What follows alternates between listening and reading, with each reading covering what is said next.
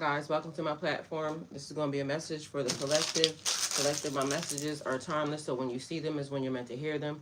Please don't forget to like, comment, share, subscribe. Also, please don't forget to hit the post notification bell so you can get alerts when my videos are posted. If you're new to my platform, welcome. Please hit that subscription button. Give me a follow. It would totally mean the world to me. Whoever dwells in the shelter of the Most High will rest in the shadow of the Almighty. I will say of the Lord, He is my refuge and my fortress, my God in whom I trust. Surely He will save you from the fowler's snare and from the deadly pestilence. He will cover you with His feathers, and under His wings you will find refuge. His faithfulness will be your shield and rapport. You will not fear the terror of the night, nor the arrow that flies by the day, nor the pestilence that stalks in the darkness, nor the plague that destroys at midday. 1,000 may fall at your side, 10,000 at your right hand, but it will not come near you. You will only observe with your eyes and see the punishment of the wicked. If you say, the Lord is my refuge, and you make the Most High your dwelling, no harm will overtake you, no disaster will come near your tent. For He will command His angels concerning you to guard you in all your ways. They will lift you up in their hands, so that you will not strike your foot against a stone. You will tread on the lion and the cobra. You will trample the great lion and the serpent. Because He loves me, says the Lord, I will rescue him. I will protect him, for he acknowledges my name. He will call on me, and I will answer him. I will be with him in trouble. I will deliver him and honor him. With long life, I will satisfy him and show him my salvation. That is Psalms 91.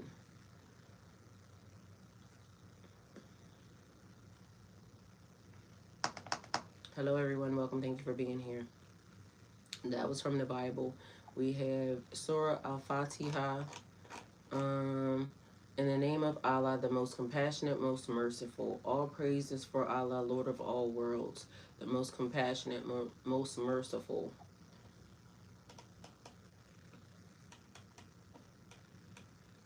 Master of the day of judgment. You alone we worship, and you alone we ask for help. Guide us along the straight path, the path of those you have blessed, not those you are displeased with, or those who are astray. All right, so this morning, last night I went to bed, and lately I've been playing the Quran in English. And so when I played the Quran in English, and as I'm sleeping, I noticed that they translated it to English, but the only thing that is still not translated into English is Allah, which means God. So I was questioning, why did they not translate Allah into God? Like, it was throwing me off. So here's what it came up with. It says, when you listen to the Quran in English, almost every word is translated except for Allah. That's intentional. And it happens for a few important reasons. Allah is treated as a proper name, not just as a title. In Arabic, Allah is not simply the word God. It functions more like a unique personal name for one supreme creator.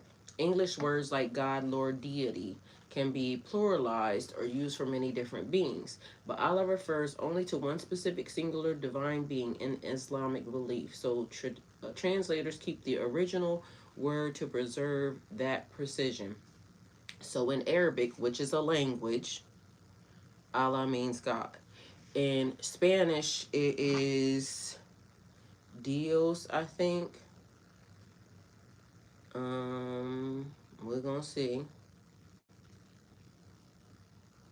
All right, so just so we know, in Patois, it means Jah, so that's the language. In French, it's Dieu. Dieu. Dieu. And God is Dios. In Spanish, okay? So a language. Arabic is a language, okay? All right. So the meaning is deeper than a direct translation. Linguistically, Allah comes from Allah meaning the God, the only one worthy of worship, because English doesn't carry the same layered meaning in one word. Translating it fully would actually lose part of the concept. So as you know, like when they translate certain languages, try to translate it into English, it doesn't translate over properly. That's important. for us to know and understand. Um, so continuity across languages and culture. Muslims all over the world, whether they speak English, Turkish, Yurda, Swahili, or Indonesian, use the same word Allah. Keeping keeping it unchanged maintains unity with the original Arabic recitation. Interestingly, Arabic speaking Christians and Jews also use the word Allah when speaking Arabic. It simply means the one God. All right. Respect for original revelation. Islam places strong emphasis on the Quran's original Arabic wording as sacred. Sacred translations are considered interpretations of meaning, not replacements for the original text. Leaving Allah untranslated keeps a direct connection to the language, to the source language. In short, Allah stays the same because it's understood as a unique divine name with meaning that no single English word fully captures. All right. So the thing that I noticed is that every time someone uses the word Allah, you can, Allah, they can go under the caption or whatever, and it's 5,000 people from all walks of life saying, Yahweh is the only way. God, Jesus, they use Jesus, and which I don't understand why they don't understand why Jesus is not God. It says it in the Bible. We ain't gonna get into that. They can go look it up themselves. But they'll use everything. I don't know why this one word triggers so many people.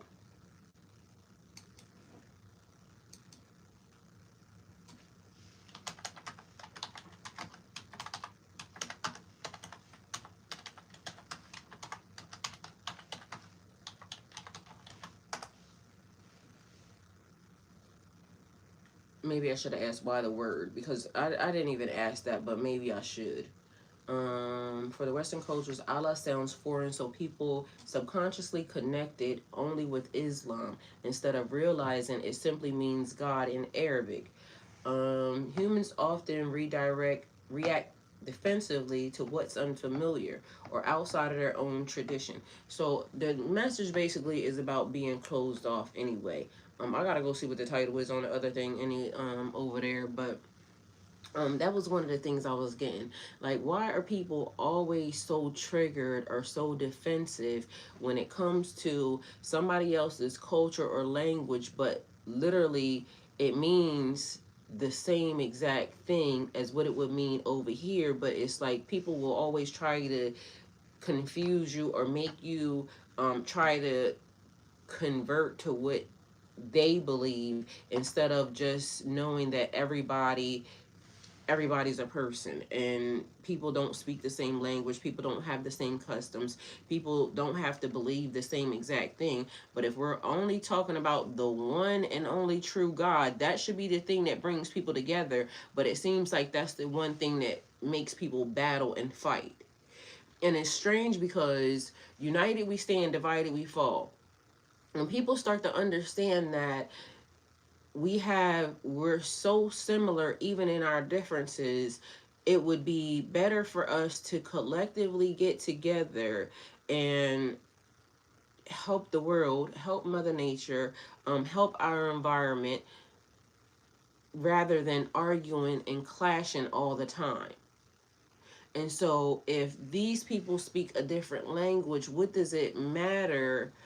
Why is it always them, this select group of people? And I'm gonna just say English speaking because they're the ones that are always doing it. It's almost like their brain can't conceptualize that there are other languages in the world. It's almost like they have this little thing where it is very self-centered, and that's strange. So media and politics influence. For decades, news coverage and global conflicts have repeatedly linked Islam with violence or tension because of the exposure. Some people formed emotional reactions to certain words, including Allah. It only means God. It's a language. It means God. So whether or not you hear it and it is, why is it triggering to you if it means God in Arabic? Does it trigger anybody when they hear duh or Dios? It means God. So this is a thing where, you know how sometimes we have to understand, like, why is something triggering us so, so much or so bad, but it should be the thing that brings people together. So religious conditioning, some were taught growing up that their own religion language is the correct one. Hearing a different sacred name can feel threatening to beliefs that they were told must remain separate or exclusive. That's almost like telling people in the world that they can't speak a different language. Like there are no other cultures. It is just this. And not for nothing, the same people who are always on attack mode for that, if you go and look in the Bible, because we covered this before as to how everyone spoke one language.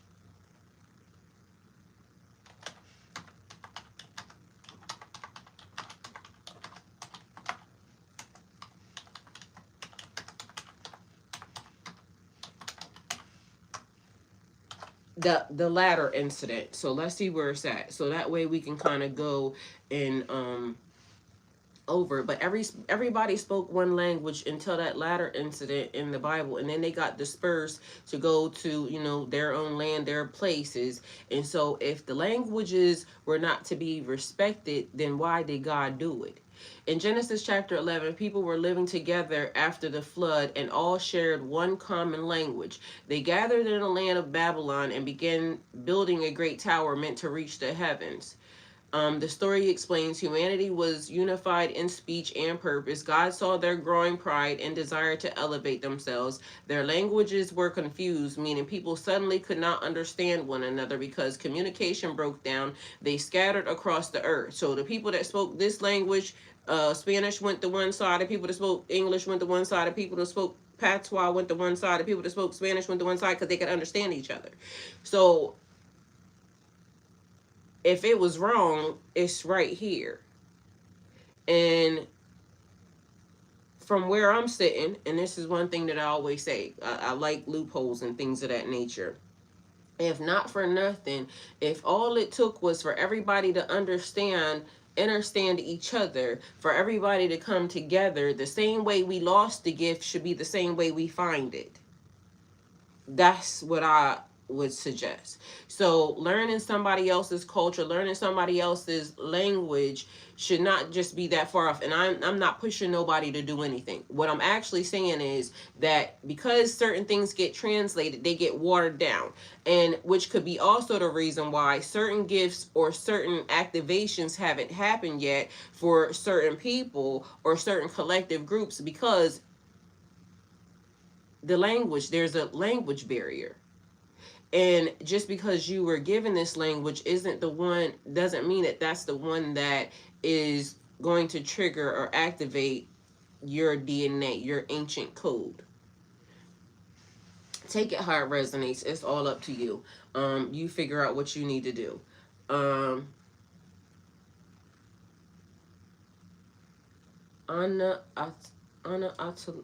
We'll go into it later. I'm learning the Arabic language. Ana ata'alam alugatal Arabia. I'm learning the Arabic language. So I'm learning the Arabic language. That's what that means. And I'm still working on my pronunciation. So I think I got it right. Ana atala. I think I got it right.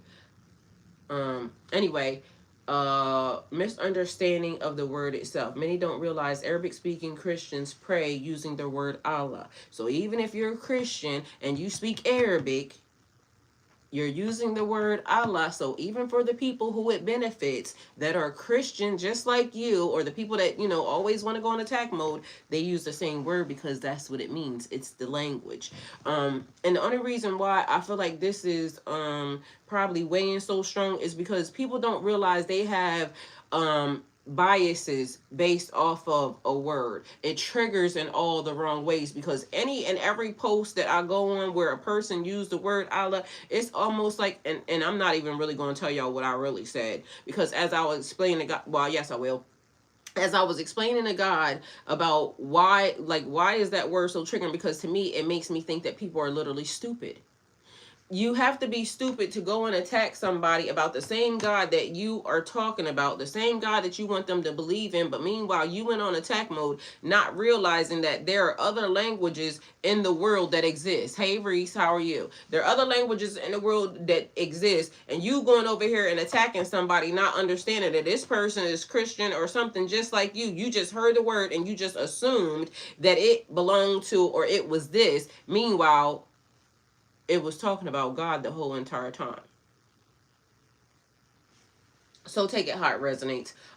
So Arabic speaking Christians pray using the word Allah. The term existed long before Islam. It refers to the same single creator worshipped in Abrahamic traditions, just in a different language. So if somebody was speaking, a Christian speaking Spanish person using Dios, or a French speaking Christian person using the, or a patois speaking Christian person using ja. Like at some point in time, the thing is, we have to understand and realize we're on the same team. They just speak a different language than you do. So you don't have to go and attack your teammate just because you don't understand their language. This means that if you asking for grace, you have to also give grace. You have to have some understanding that there are more languages, more cultures than just the one that you speak. And if you had more understanding or more understanding of somebody else, then you would realize together we stand, divided we fall. We're all talking about one God, one creator. And the other issue is the people that are against that, not the people who are for that. So just because you hear that one word, y'all instantly go on go mode because it sounds like it's something against. And then there's a thing. So I was talking to God this morning about the internet, right? The internet being a huge problem, but also it's a gift and a curse, right? Because for language and for people to be able to share a whole lot faster, it's also a lot of misinformation being spread. Whether it be me or anybody else, including, because I'm listening to some stuff and I'm saying these people literally don't comprehend what they're saying out of their mouth. And so instantly there's a big crowd or a big group that, they have a following. Meanwhile, don't even understand what they're saying. They're teaching this, but meanwhile, it means this. And there's a lack or a breakdown in the communication chain because it's like, everybody awakening at the same time. Great. That's wonderful. That's beautiful. But also everybody awakening on different levels and things of this nature. That's why you can have so many people attacking somebody that clearly said they love God. But because of their conditioning and because of, where they grew up, the broken ladder or the ladder that don't exist, or the hand up that don't exist, because a person says this is how they worship, whether or not it be in Christian. I gave y'all 2 prayers at the beginning of this. One was in the Bible, one was in the Quran. When I learned some other ones out of the Torah and the Kabbalion and that, kind of resonate, and we just talking about God, I'll definitely give those to you too as well. But at the end of the day, it is keys that y'all could be lacking or could be missing because the powers that be told you to argue amongst yourselves, so then that way you don't pay attention to what's really technically being done. And the fact that information can be spread so far, so wide, and so quickly is an amazing thing, but also it's a hazard to the world because that's how also, misinformation. That's how rumors get started. That's the song that started playing. You wonder how rumors get started. Started by jealous people, and they get mad over something they had and such and such. All right, anyway, so I happen to be seeing there was an article, a video or something real. Don't know who these two men are, but one of them is basically a news reporter. The other one is somebody that's defending a holy land or something. Don't know. Either way, genetics exist, and genetics have become very important. But meanwhile, back at band camp, the people who are claiming that they hold rights and reservations to certain areas won't take a DNA test. And so, although they were all for saying that certain people don't belong here, there, or anywhere, those particular people will not take a DNA test to prove that they belong where they belong.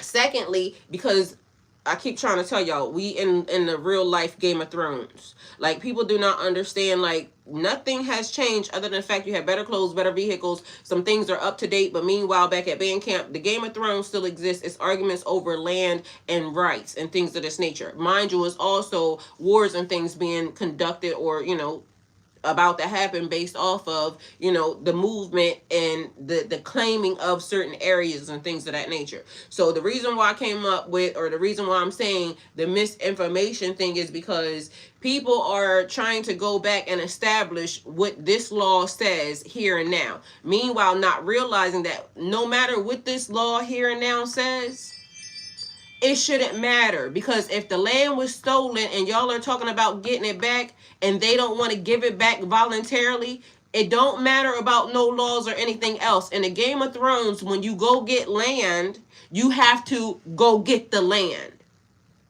And if y'all are discussing laws and things of that nature, then your mind is still stuck on allowing the people that stole the land to be able to rule over the land, and y'all are just hoping that they give you crumbs off the table. No.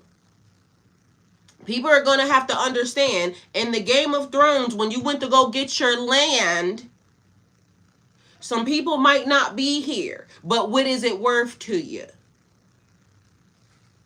Because Walaikum salam. What is it worth to you? Because if you're still under the impression that this law or this thing is what's important, you're not ready to do the thing that it's going to take to go get it.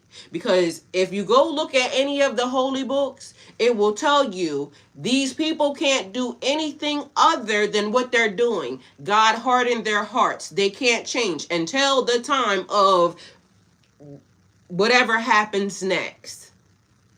I'm listening to it. I'm hearing it. I'm understanding the fact that you want them to change. It's not going to happen. We're going to have to do a hard thing.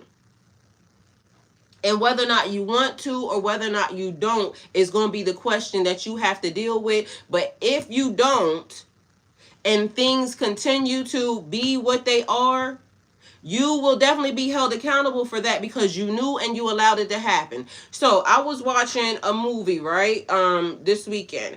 I was led to watch this thing. And mind you, I don't watch, it's not even a movie. It's a show that I had watched previously before, right? It's called The Mayfair Witches, right? And we're going to get into that word and things of that nature also. It's called The Mayfair Witches. And so The Mayfair Witches, if y'all go to, watch it and then go to season 2 is what I was watching. It literally was talking about y'all, them files that y'all talking about, and them kids, and ingesting food. Like, y'all, everybody sees it. Everything has been done right in our face. It's not a mystery. It's not new. It's not taboo, in their eyes or anything else. It is just who they doing it to, when they doing it to, and at the time of when it's being done. Mind you, right now, in everybody's face, if you go look up certain things from, that before, look up something that for a fact, and see if they changed it. Because as everybody's talking, as everybody's just, living our daily lives, going to work, we getting online, clocking in, for this system, it is being changed, done right in our face, and nobody's saying anything. Everybody's just clamoring as to how, whether or not you believe in this, and whether or not you believe in this, and whether or not this exists. Don't nobody want to get a chance to understand anybody else's, situation, or where they come from, or this culture. These people arguing with these people, da da da da. And it's a consistent thing across the board. Because quite frankly, I was born here on what they call American soil right now. Meanwhile, everybody got beef with me. And I don't mean me particular, and but my people. Everybody got beef with us. Even if they smile in our face the whole time they want to take our place. They'll come over here, and that's everybody, because it is a thing where, people will say they understand, or they understand, or they want to be that we're collective, but collectively we have been fighting, and I mean my people, we have been fighting the whole entire world, the whole entire system. And why it's almost just like, certain things get singled out, and nobody will say it, nobody will admit it, but we're very clear on it. Mind you, we can be the most loving, the most giving, the most caring, and for some reason it is a thing in society where we are the group that is the most targeted, the most hated, the most talked about, the most. Mind you, collectively, all we ever wanted was our placement, to be treated fairly, to be treated equally. And why do we have to request that? Why would we have to request that from everybody?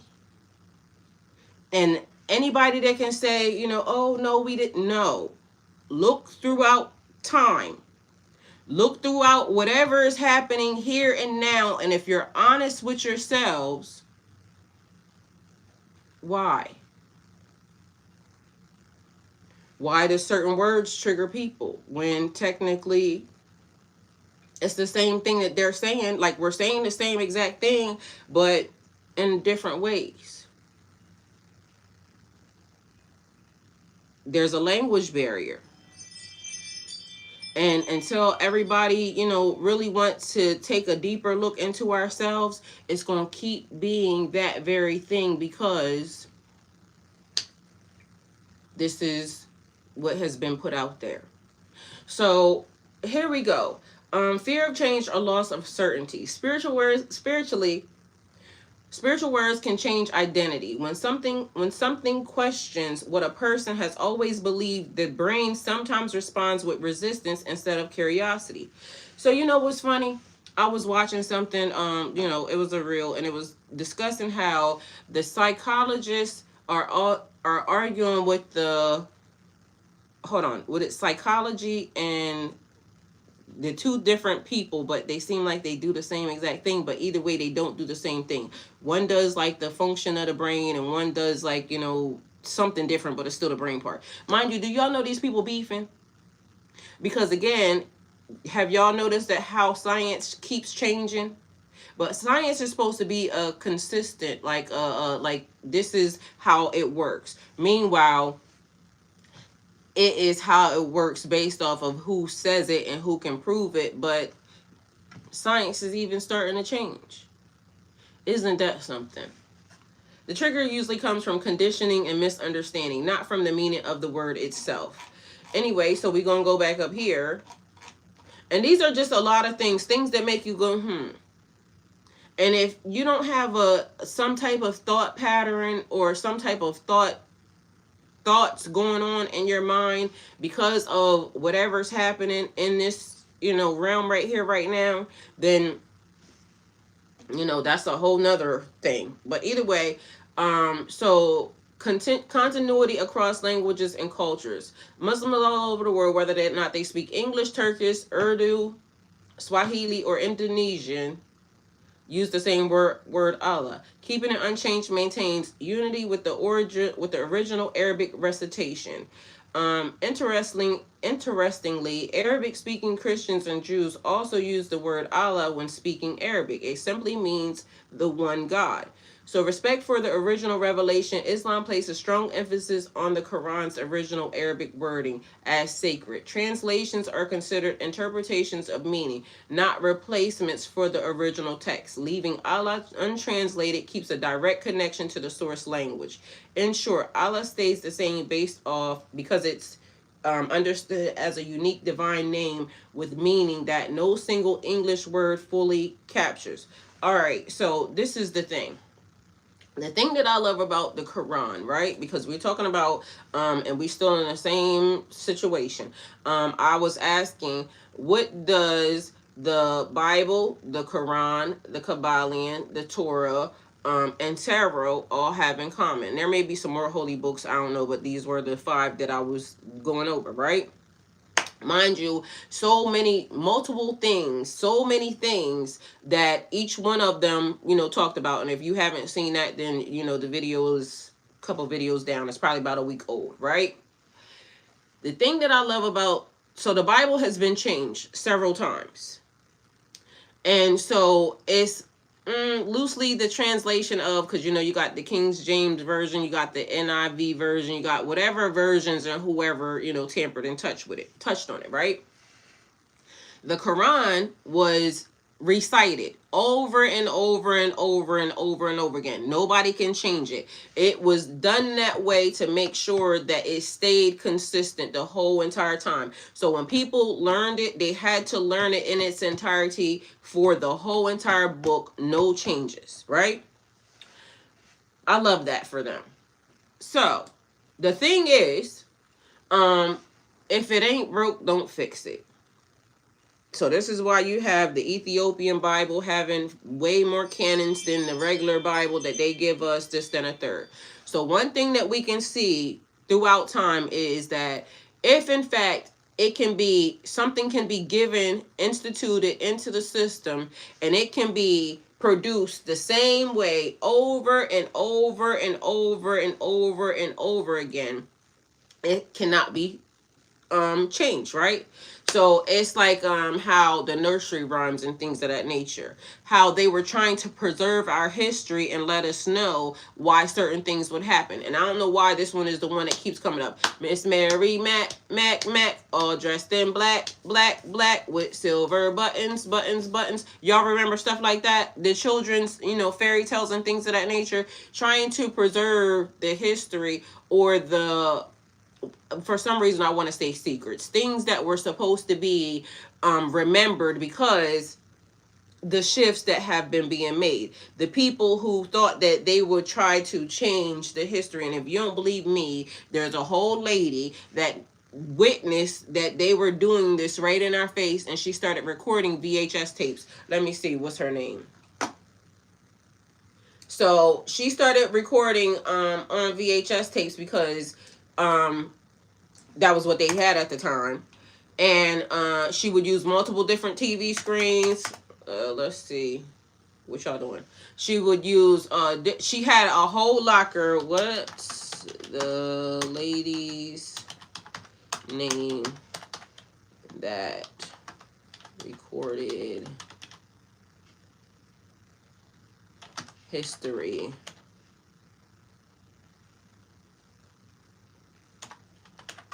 Because she knew it was being changed. All right, so this is the thing. I just said, and her name is Marion Stokes. She, from 1929 to 2012, was a librarian, activist, and producer who secretly recorded over 70,000 VHS tapes of television news for 35 years, fearing that the media was changing, controlling, or erasing history. So she sought to create an unfiltered, complete archive of the news to ensure future accountability. So I'm not telling you nothing that y'all shouldn't know. This actually was happening. Now, at some point in time, just so y'all know, if we keep allowing them to be in control of something, this will disappear. and y'all will never even know that it existed, because they're trying to erase or wipe away anything that has some type of truth to it. But the thing is this. I just told y'all about the Quran being the most recited book over and over again, and they literally have to recite it like down to, matter of fact, let me look up what it is, because then that way you don't gotta believe me. This is actually real. Let me see. I'm gonna put her. Let me take her. It says also copy. And it's sad that we even have to do this, because why would there not be accurate documentations of history? That should be something important, down to the tune of even the beginning, the very first language. How many of y'all think that the original language, anybody speaks it? Probably not. And that's sad, because it's almost like they're wiping us away as we go. And of course it would be great for them, but it's not great for the truth at all, period. So Mission, she believed that the news was being manipulated, and that there was a need to preserve the raw footage for future generations to see what actually happened. She used up to 8 VCRs simultaneously to record 24 hours a day from 1977 until her death in 2012. People keep asking what happened in 2012. I literally keep seeing that. This is the lady that died. This is the person that was in control of the VHS tapes. Do you think anybody else stepped into her job? So after 2012, anything could have potentially happened, because we don't know. That lady died. Mind you, if I'm not mistaken, she did all this in secret. And these days, can't nobody keep a secret. They just be telling stuff. So her collection of over 300,000 hours of television news is now part of an internet archive. Why would her son have given that? See what I'm saying? Even the younger people don't realize the detriment of the erasure. Because why would he have felt comfortable giving them that? Her story is told in the documentary Recorder, the Marion Stokes Project. All right, so we're going to put this over here.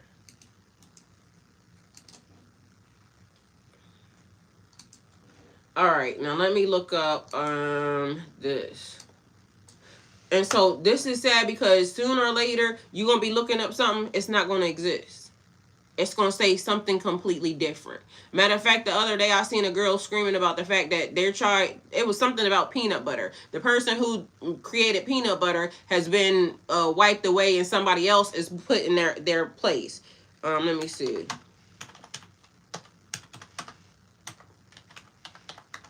It's like when I said about the White House. The White House, where it stands, was indigenous property, indigenous land. They literally kicked them people off their property, and then they try to say that some dude was the reason why they acquired it. No, they stole it.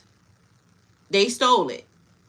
And now in history, it looks like this person owned it. There was an indigenous population that was there for thousands of years. And then they kicked them off.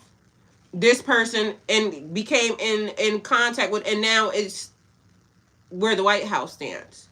Are y'all not tired yet?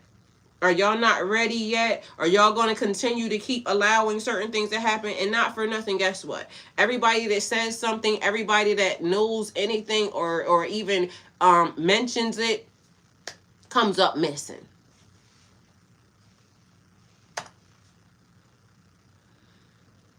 So this must be what she's talking about. A Canadian chemist, Marcellus Gilmore Edison, patented the first peanut butter paste in 1884. But didn't they say that was, what was his name?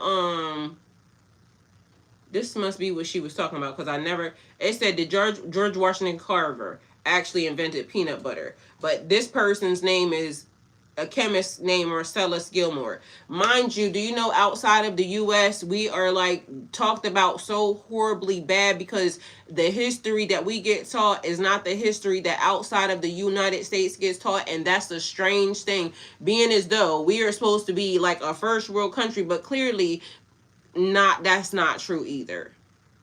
It is a sad situation that our educational system has totally failed us, Because why is other people being taught our history, meanwhile they get taught the real history? And you can believe it or not, but go look it up for yourself. Let me see. No, George Washington Carver did not invent peanut butter, but he is famous for developing hundreds of uses for peanut butter. Mind you, from what we was taught, this is the person that created peanut butter. But now there's some white dude. If you go back and look at everything that was created by black people, they're starting to put white people inside of the good morning, golden rising period. They're starting to put white people in placement. Right in their face. But y'all want to figure out how to continue whatever their laws are. They don't care about you.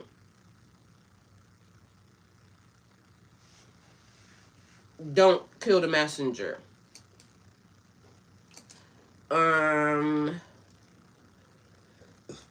Excuse me.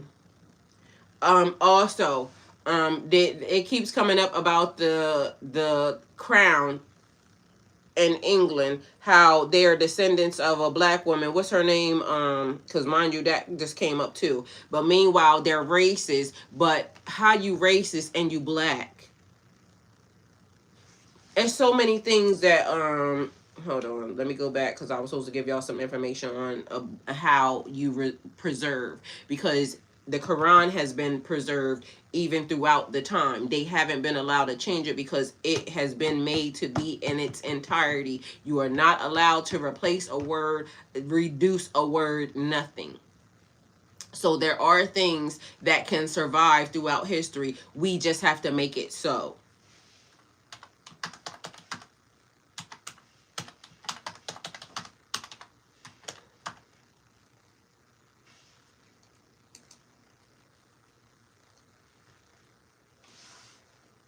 It says the Quran is widely regarded by Muslims as the most preserved book in history, believed to be unchanged in its original Arabic form for over 1,400 years. Its preservation is attributed to rapid, widespread memorization and early written codification, while it holds a unique status of consistently debates exist regarding textual variations. So either way, they make sure that they remember it the way that it is. They cannot alter it or any of that. So for 1,400 years, that book has been the same. So that means that history can also be the same if it's done the exact same way. But under whatever this is, they not gonna do it. Okay? So just know that, because also part of our issue is they're the ones that control the internet. They're the ones that control Google. They're the ones that keep inputting things into the system. You will survive. Although this has helped us, get together and gather more effectively and efficiently, because of the fact that you can get information a whole lot faster. But the information is flawed because they are putting it into the system.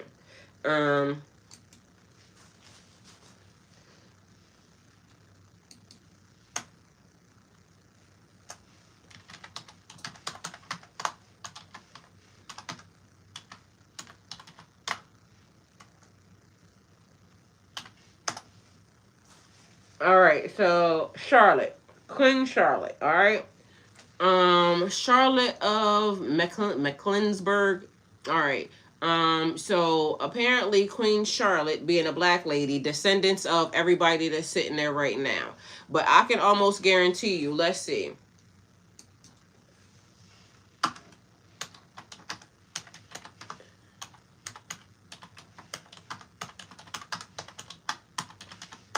How can you be upset when you got put in position by a black person? And this is the thing.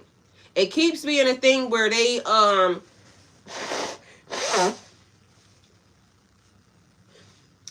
use the blackness until it don't benefit them no more.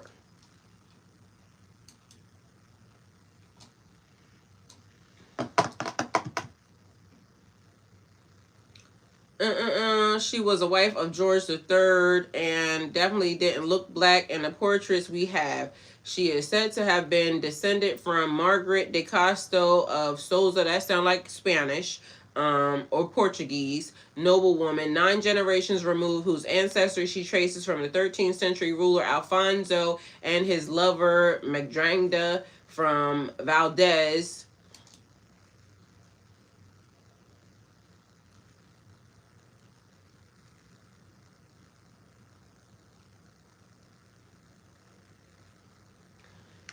All right, either way, so whatever is here, right? And if this lady was, and this is their descendants, but we already know that it was, and that they have black descendants. But mind you, let's see, go over here.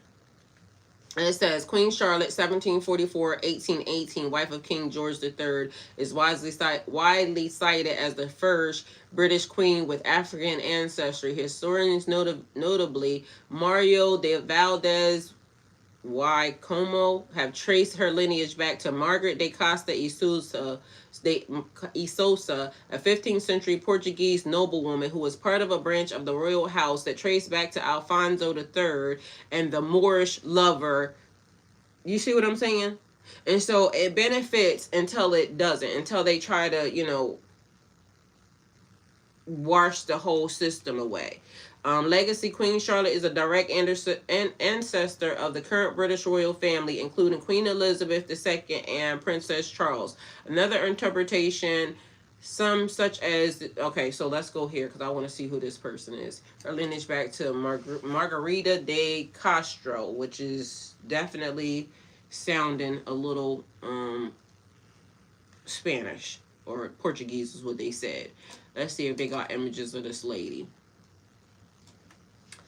And they keep doing the same exact thing because it's like one person, one version of her looks white, but then there's other people right here that it is a thing over and over again. Mind you, not even important other than the fact that it is important to y'all. Them. Okay? So take it how it resonates. The thing is, under patriarchy, we noticed that all of these issues ensued, right? Yeah.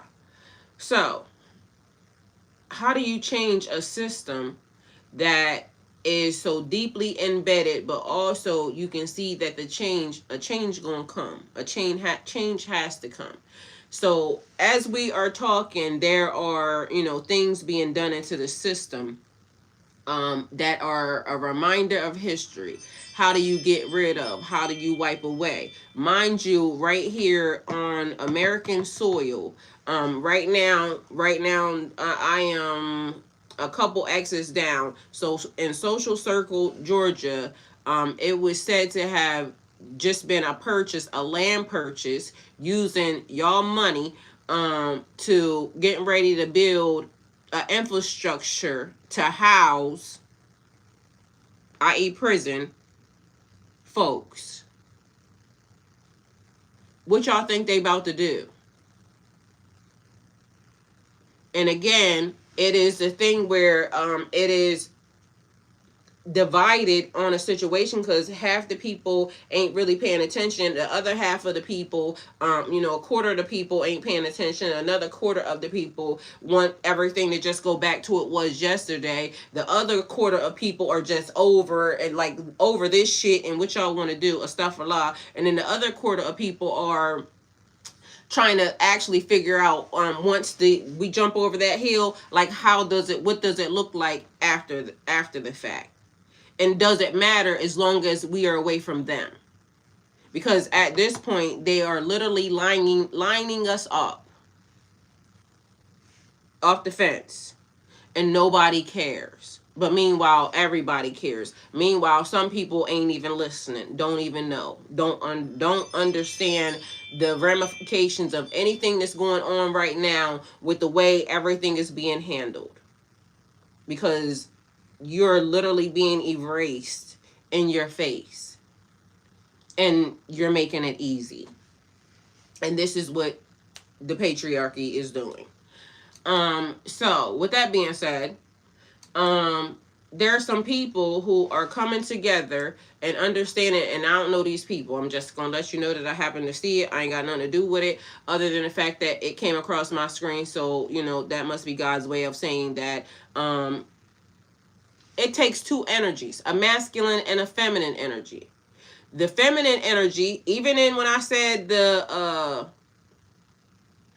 Mayfair witches, the feminine energy finally learned that the masculine energy had been stealing from them the whole entire time. The feminine energy understood or finally realized that the masculine energy, although they said protect the family over here, they didn't care because they had another family in a different land in a different place. And so they told this side of the family one lie, and they told this side of the family another lie. But meanwhile, the person that was in charge, the head of the family, the masculine energy, was basically lying to everybody, and they were fighting for their own agenda. Does it sound familiar to anybody? So they were bringing together these unions and things of this nature and keeping, this part on the Holy Land or whatever land they, and they believed in the old gods and things of that nature. And they over here was manipulating a different situation. But what they were doing was the young women were disposable. It also reminded me of what that man said. I think it was Farrakhan said that the men will manipulate the women's gifts. And when I heard it, and then I also seen it there, same scenario. They will tell you that you're not allowed to tap into, but meanwhile, you are the person that birthed everything. You brought it into fruition. And so it has to be take back time. But mind you, not in a way that they did it. So anyway, so there's these ladies that I was scrolling across my screen, and the ladies were saying that they are setting up a matriarchy, right? So basically they're doing every city, every state, every country. You go online, you sign up, this, that, and the third. I ain't put my name nowhere near it because at the end of the day, it's a lot of things that need to get done. But, once they start being able to manipulate and seeing things, they'll start calling it witchcraft, this, that, and the third. But meanwhile, the patriarchy has been doing rituals and everything else, eating of the, and mind you, that's inside of the video too. The movie, this TV show, it shows the children being born under this bloodline, and they were the kids to drink their blood. It's there. So it's been right here in plain sight the whole entire time, but meanwhile, it's just been going over everybody's heads, and now everybody's in the hissy fit and a frantic and a panic because, how can we be da-da-da-da-da to these people who were doing this? They've been doing that. They've been showing us on the big screen. They have been. Oh, you already know I wasn't, Abby. I already knew, honey. Hell to the no. Don't. But meanwhile, back at band camp, they're not wrong. You see what I'm saying? But you already know how this goes. All right? So this is a thing. The Marion Stokes in a nutshell, she wasn't just a collector, she was on a mission to capture history in real time. Okay, so that's the lady that is the lady that was doing the pictures. All right, so starting the spiritual path or religion is less about declaring one and more about growing a living belief system that people generally feels helps them healing, belong, and make meaning. Nearly every major tradition begins as a small circle, often centered around one clear vision before expanding outward.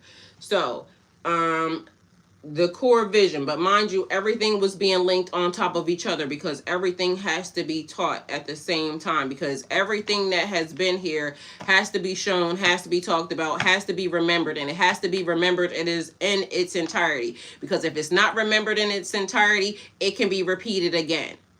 And so you know how they keep wanting to throw that spell on top of everybody? History will repeat itself. No, history only repeats itself if you don't learn from it. It's like saying that you're going to go through the same lesson over and over again until you get it right. So we didn't do anything last time when we saw it happening. So are you going to do something about it this time when you're seeing something? That's the only way. It can be a different outcome, but you have to do something different. You don't want to be caught up in a loop. So whether or not people know it or not, we can look at what happened before with Homeboy. And because literally he was fighting against the very people that are trying to do what they're trying to do now. They got it backwards. So they're trying to do what he did to them. They're trying to do it to the others, because it's not them that's being targeted now. It's everybody else. So remember when Homeboy, the one that they keep talking about, when they translated his information, he told y'all who was doing the weird stuff. The people that he had, put in them camps and things of that nature. Now they are the people that's doing that, because they're the people that's behind it. So it's a do unto others as you would have them do unto you type thing. They didn't want to do it to them, but now they're doing it to the others. Because if you go look it up, them the people that's behind it. So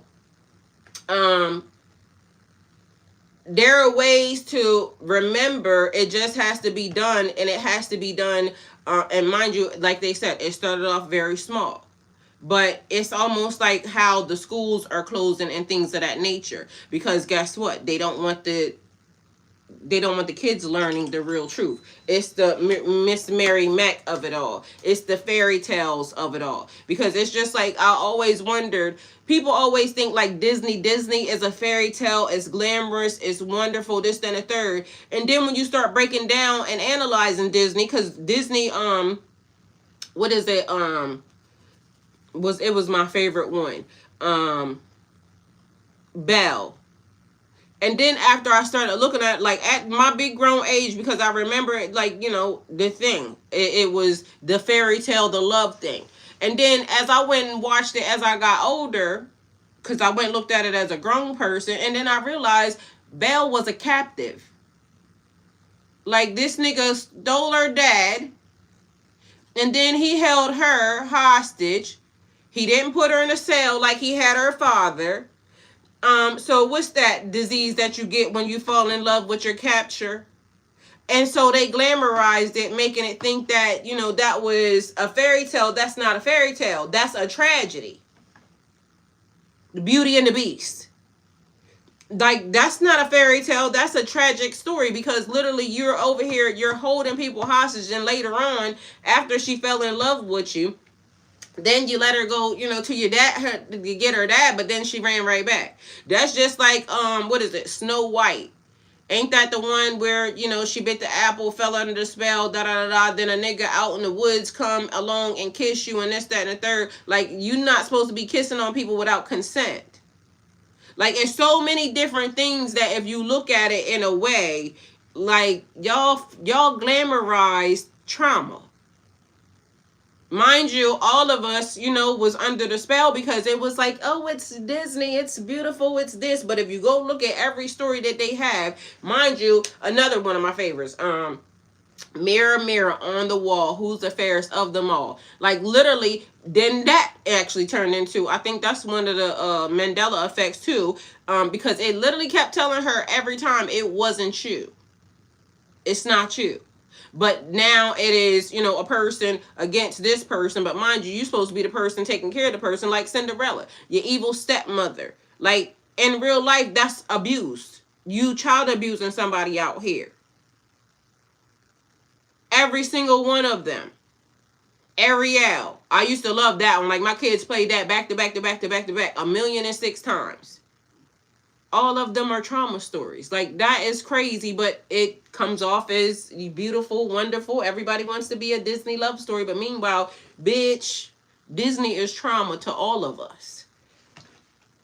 I mean, if you got to look at it. So, let's see.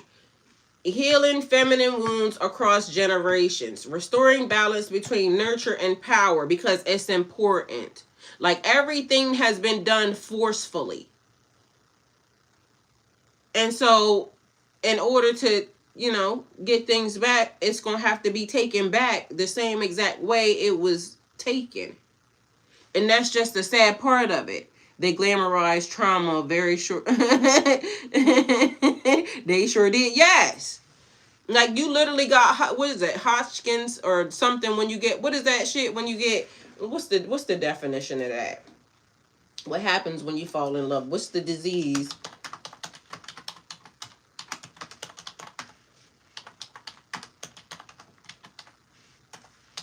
When you fall in love. When you fall in love with your capturer. What is that shit called? Let's see. It sounds like you're asking about disease or condition people sometimes jokingly say you get when you fall in love with someone who captures you. No, when somebody kidnaps you.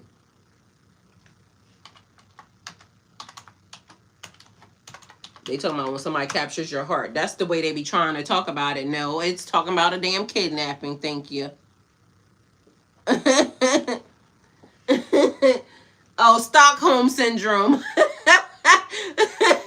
Yeah, she had Stockholm syndrome. Meanwhile, it's like they saying she's in love. No, thank you, Jennifer. Exactly, Stockholm syndrome. Like, now come on, that's what that is. Like, literally, I don't know why I couldn't remember that. Like, I was so in love with Beauty and the Beast. That was my ring and everything else. And then now I realize, see what I'm saying? I should have known better. But I didn't look. I think, what, 2023 or 2024, I watched those Disney movies again. And as I'm watching them again, I'm like, I can't believe, like, why did I like this? Maybe because the candles and everything was running around talking and all this other shit, but literally, like, ain't no reason for you to have loved Beauty and the Beast when this nigga was being mean to people, kidnapping people, holding bitches hostage. Like, you forced me to like you. You forced me to like you, and now here I am. This ain't right. But I'm sure if we go over all of them and analyze every single one of them, I'm sure we're going to realize that all of them glamorize trauma, just like she said. Anyway, back to the message. Y'all, it's just so many things that literally we all have just sat idly by and let go over our head, based off of, societal, what's that called? Cognitive dissonance. That's what it's called. Yeah, that's what it's called. Let me make sure. But that's basically what we have all done.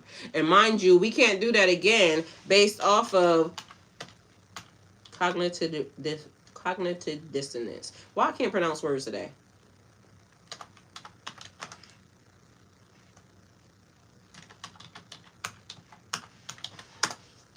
Let's see if I can spell. So cognitive dissonance, this is a psychological term for the mental discomfort we feel when we hold two conflicting beliefs, values, or attitudes, or when our behavior doesn't align with what we believe.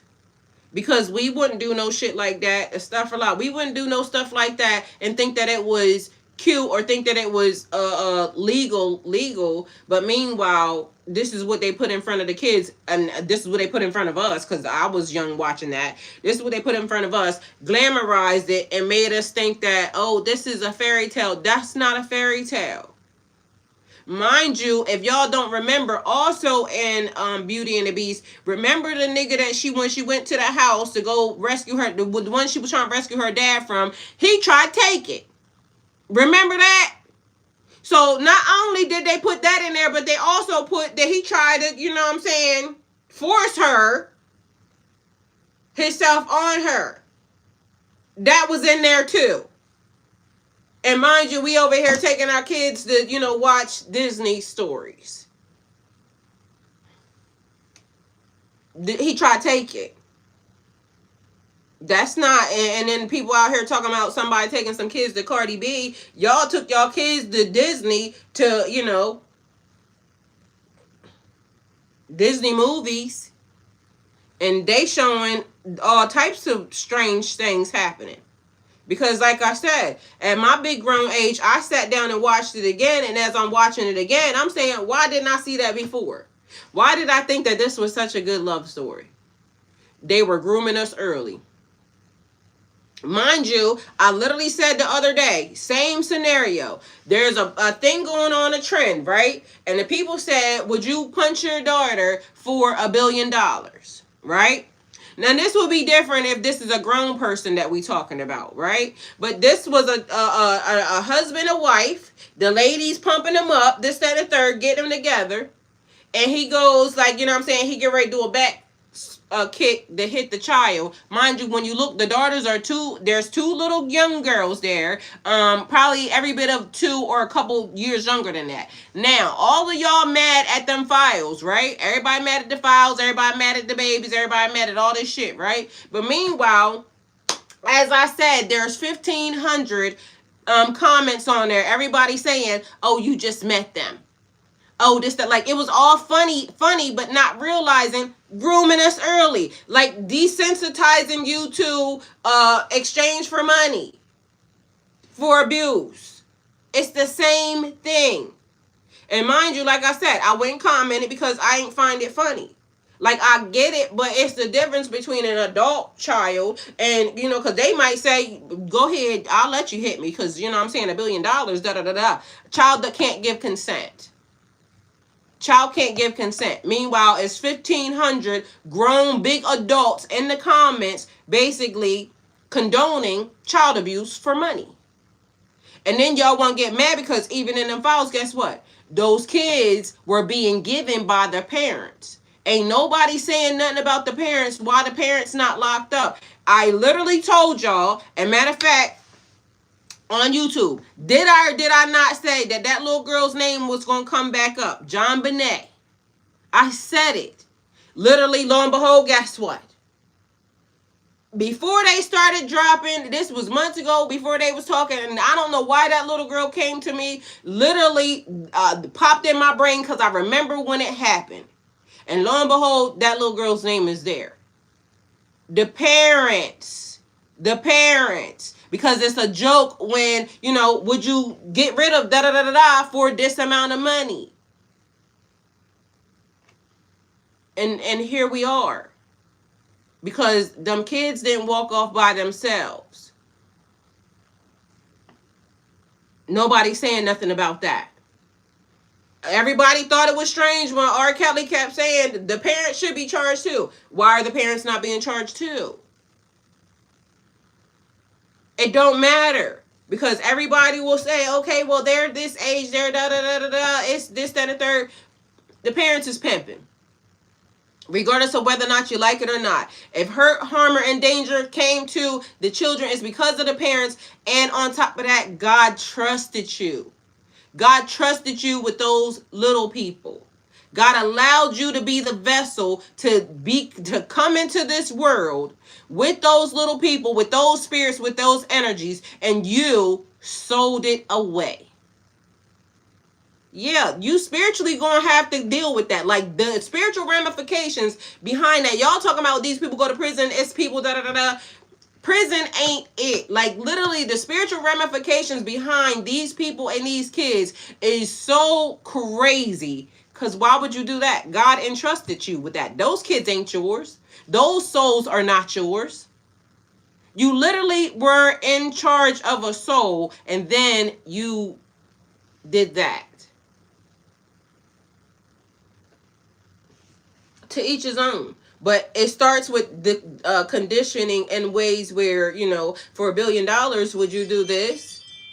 It shouldn't be no amount of money that you're going to be able to take for what's going to happen to you behind that. It shouldn't be. Like, I get that, you know, stuff be costing. Like, you can get some stuff for, you know, a little piece of change around here, right? But there's no money that should be given based off of that. You being a consenting adult is different from a child that can't consent to. And then now they're trying to lower the consent of age. Why? Because these are the type of individuals that we're dealing with. So cognitive dissonance is normal. And I think my nose is just stopped up too. So I don't know what the hell that is. It's your brain's way of signaling that something doesn't quite add up, pushing you towards resolution. So it often motivates people to change their beliefs, justify their actions, and avoid information that contradicts their views. Classic example: someone knows smoking is harmful, but continues to smoke. They might rationalize that I only smoke occasionally, so it's fine. To reduce the dissonance, I can also show up in everyday life making a choice between two equal, appealing options. It says it can show up in everyday life making a choice between two equal appealing options, hearing news that challenges your worldview, or feeling guilt after acting against your values. But again, I'm reading these books, and even in two books that I've read, the Bible and the Quran, or I'm listening to, both say that these people, certain individuals, can't make a change. This is just the way they are. They have to be that way because God hardened their heart. So the change would have to come from the people that are hearing and seeing and surrounding themselves in situations. That would be us. So if we don't do anything, then that means that we're just as guilty as the situation. It's been going on for long enough. And the only change is going to come from when the people are sick and tired of being sick and tired, because them people, if y'all look, it says, what did this say in the Bible? Judges.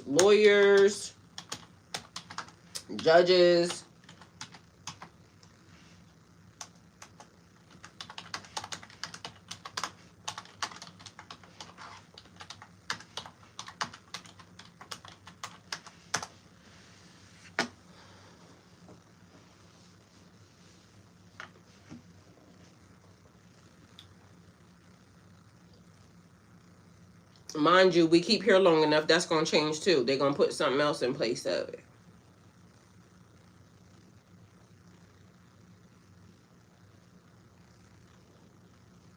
All right, see, I don't like when they start doing this, because then they start lying. So let's go to Google, because I asked the question and here they go. They starting to lie, because now they trying to say it don't say that. Yes, the hell it does.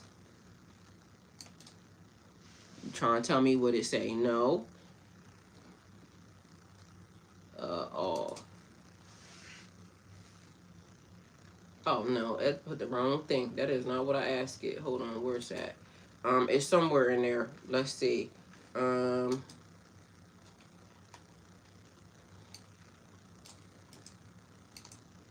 Because y'all, literally this stuff is changing right in your face. And for everybody going to sit here and say, we didn't know. You do know. Because I'm telling you right now, they're changing it right now in your face.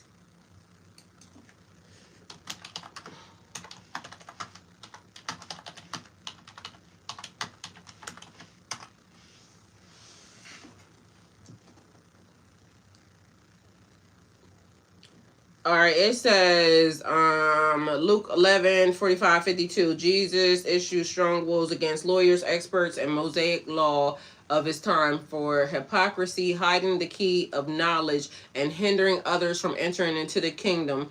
It says 11:52. Jesus rebuked the lawyers, saying, "Woe to the lawyers, for you have taken away the key of knowledge. You did not enter in yourselves, and who this is not, see, this is the part I be talking about.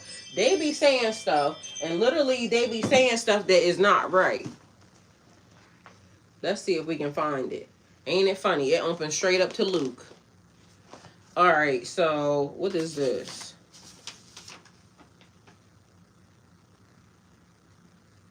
Oh, all right, let me put that back.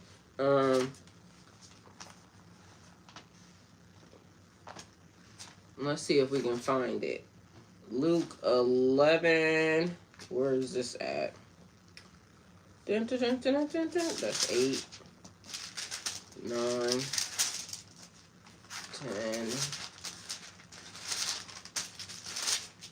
11. 11.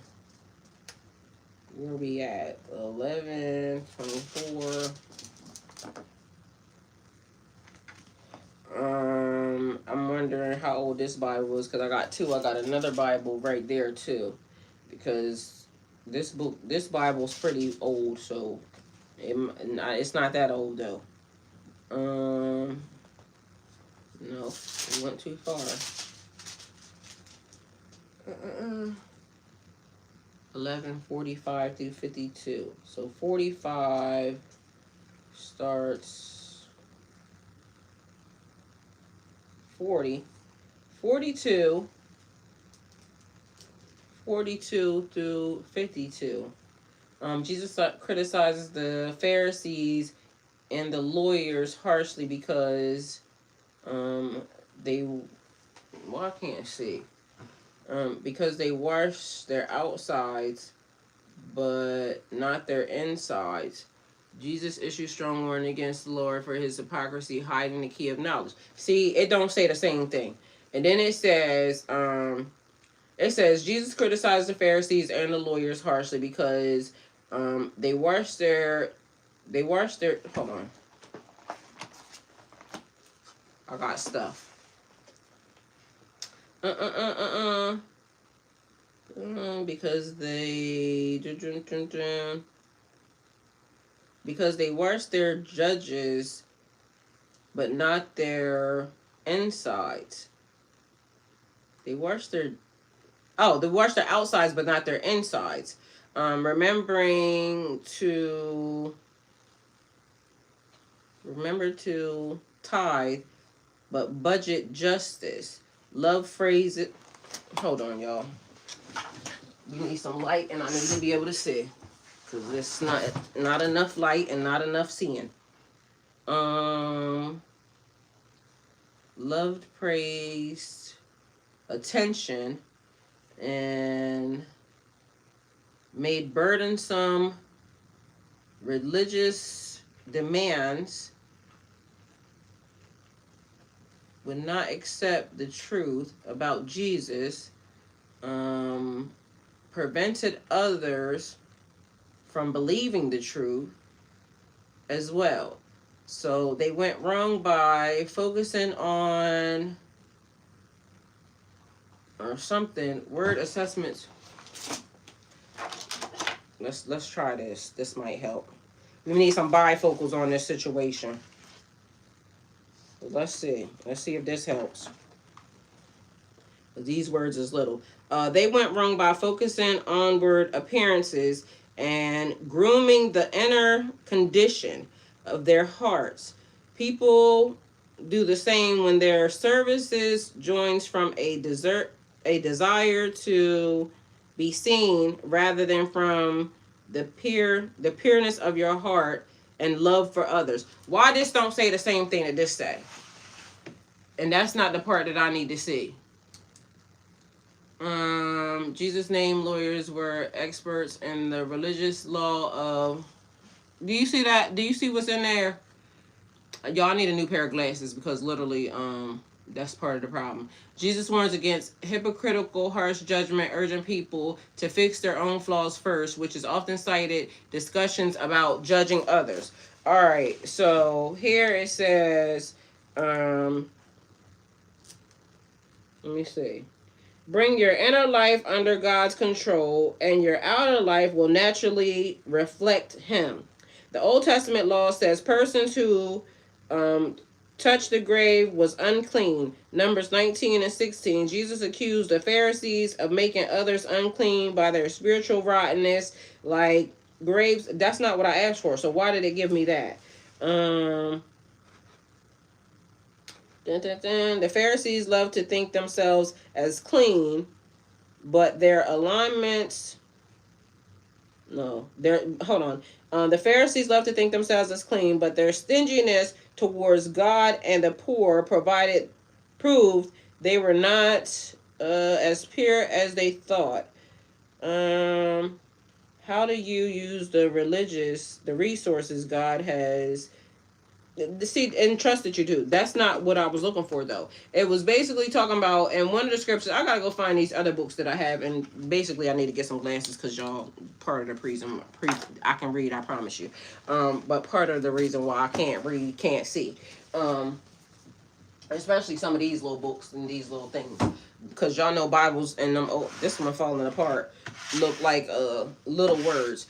Either way, that's not what I was looking for. So we got to find the part that I was talking about where it says they will not enter into the kingdom of heaven because of, you know, maybe the stuff that they was doing, but that's not what that says. Did anybody put it in there? I'm at work. Hey, Katrina, welcome. Thank you for being here. Abby, did you say something over here at all? All right. Anyway, so that's the part that I was talking about. It says 1152. Woe to you, experts in the law, for you have taken. Let's see what this one say. This is a different one. It says Luke 52 here, New International Version. Woe to the experts in the law, because you have taken away the key to knowledge. You yourself have not entered, and you have hindered those who were entering. I don't know. So maybe that might just be basically where they're saying that they're still taking away stuff, but they're still doing it, so they don't care. But mind you, like I said, in the Quran I was listening to today, I'm listening to the YouTube version, and they translated it into English. So it's a guy that's just reading it and basically saying, you know, telling me the stories and things of that nature. And he is saying the same exact thing. The translations that they came up with is saying that God hardened their heart. They will not change. It's not nothing they can do about it. They're just going to be that way until, you know, I guess whatever judgment time or judgment day that they go through. And, that's just what it is. So at the end of the day, that they going in and they going to continue being that. And if we keep allowing it, then we're the problem. So take it how it resonates for you. We going to go over here because what was I supposed to do? Okay.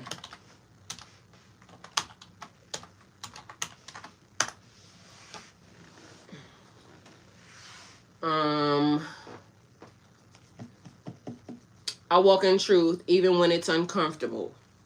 Our affirmations that we didn't do earlier. My heart and my wisdom work together in harmony. I choose compassion without losing my strength. I release judgment and embrace understanding. I trust divine justice to unfold in the right time. And one of the things that we were talking about, or, you know, I keep seeing also coming up, is the people talking about the ancestors and them praying to the wrong gods and this, then, a third. Meanwhile, or them placing their gods. It was talking about deities that are in there and the other gods that are in the Bible that God was talking about even beforehand, when God said, I'm the only God, and the other gods with an S, so they're in there. Then also it was talking about the magicians, which is actually in this book. I don't know if it's in the Torah, if it's the same conversation, or the Kabbalion, but the magicians are actually in there. Even in the Quran, it talks about the jinn. And so do with that information what y'all will, because there are things that exist. Oh, and I was looking at it brought me to this not the Quran, it was their African stories or something, and it was talking about the jinn, how they are more active during the day because people are more distracted. And so at nighttime, I guess, is when they go in, but during Ramadan, no, it was Shaitan. Shaitan's supposed to be locked up, or the demons or something supposed to be locked up. Anyway, look it up for yourself. But it goes into a lot of different stuff about demons and devils and things of that nature. Meanwhile, back at band camp, the people will tell you that, you know, oh, you're crazy for certain things if you start talking about certain things. But it's in there. So why would it be in there if it don't exist? Take it how it resonates. My voice carries clarity and purpose. I stand firm in what is right while remaining gentle. I learn, grow, and evolve every day. Peace lives within me regardless of the outside world. Oh, what else was I supposed to remember? It was something about money too. Them hoarding money. Like in the end, it is also their downfall. Like something happens, mind you, I also heard something about 7 heavens. We'll see. Because I know I heard that, but I was asleep listening to something, and I think that came across there too. Um, I learn, grow, and evolve every day. Peace lives within me, regardless of the outside world. I am guided towards fairness and integrity. I honor both logic and intuition. I respond with wisdom instead of reaction. My spirit recognizes truth easily.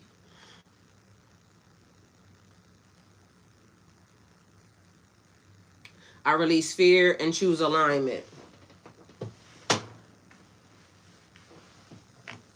I am becoming wiser through every experience.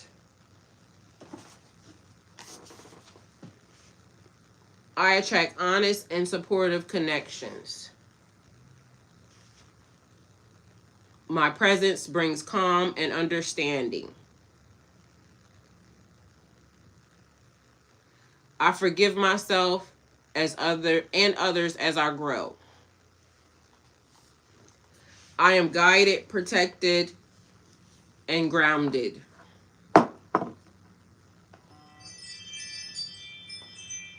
I trust the path unfolding before me. Okay, so this is my book. It's called I Don't Teach Tarot, right? And so I asked the question, what does the Bible, the Quran, the Kabbalion, the Torah, and Tarot all have in common? And so as I started, one of the things that it was talking about was the journey, right? The journey throughout life.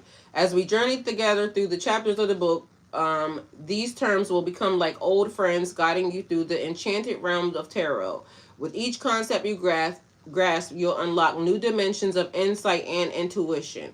So let's continue our adventure where the language of tarot becomes a bridge to self-discovery and enlightenment.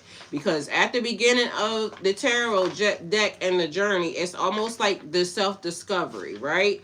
How you start as the Fool. And it goes through how they go through every card, every cycle. And let's see, where was it? Because it was something in here that I wanted to tell y'all. It goes through everything, explaining the cups, the wands, and things of that nature. Where is the Fool at? So we want to start with him because that's the beginning. And this is when you start to being able to uncondition yourself. You know how conditioning, but undoing the things that have been done through, our parents and our growing up and our rearing, or just, a product of our environment, right? And let's see.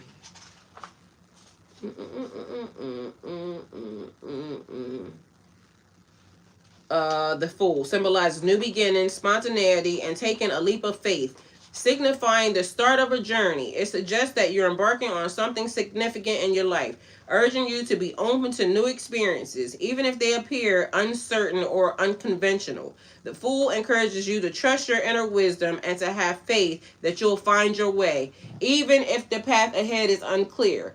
Essentially, the Fool card reminds us that life is an adventure, and sometimes you need to take the bold leap of faith to grow and discover your true potential. It inspires you to embrace spontaneity, remain open to possibilities, and muster the courage to step into the unknown with an open heart and a curious spirit. So the beginning of any journey, this is how it starts off. And it also talks about like the major arcana, tells you about the tarot deck stuff, but the Fool card is being number one. So even coming into spirituality, even when you start into religion, if you start off in the Bible, you start off in the Quran, you start off into hey Mike, Kabbali, whatever you're starting into tarot, because for some reason this other book is coming up, Uncle Syntax Right Hand, right? You're in what is it called? Your initiation. Because for some reason this girl gave the same message that I had already said, but then it was a confirmation, because some people want you to be initiated a walk of life. It's the teachers and things of that nature, but some of them are being taken down because they didn't do the right thing. Meanwhile, back at band camp, I seen something about an article, or it was something with Erykah Badu. I haven't seen the interview or whatever, but Erykah Badu is saying that the train is coming and you have to pay. You have to pay the piper. It's something that she can't undo.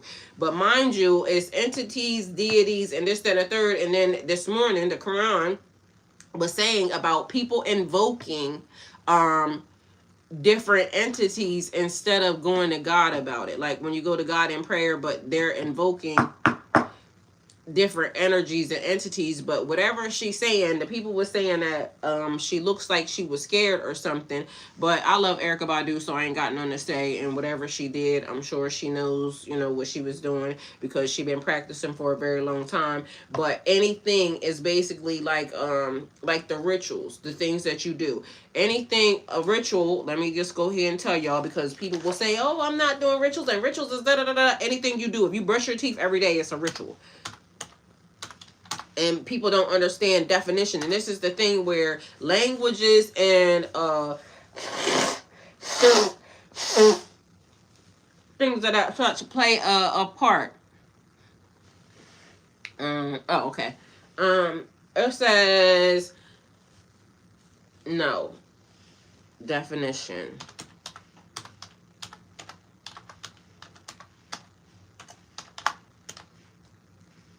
And this is the thing. Do y'all remember back in school, right? I don't know if it was like spelling, whatever spelling class was. Do y'all remember they would give y'all a list of words, right? And y'all had to remember the definition of each word, write it down, and then y'all would do like a spelling test or something on the word.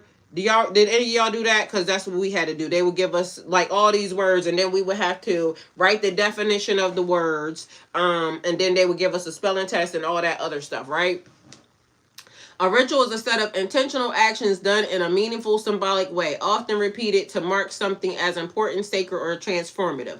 So, key parts of a ritual: intention. You do it on purpose, not randomly. Symbolism. Objects or actions represent something deeper. Repetition. It's often done the same way over time, every time.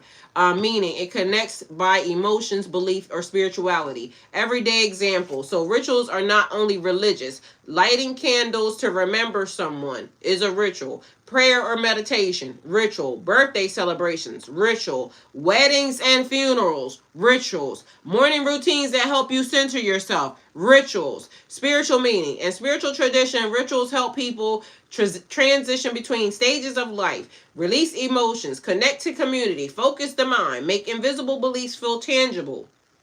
They act like a bridge between the inner world and the outer action. Now, this is the thing.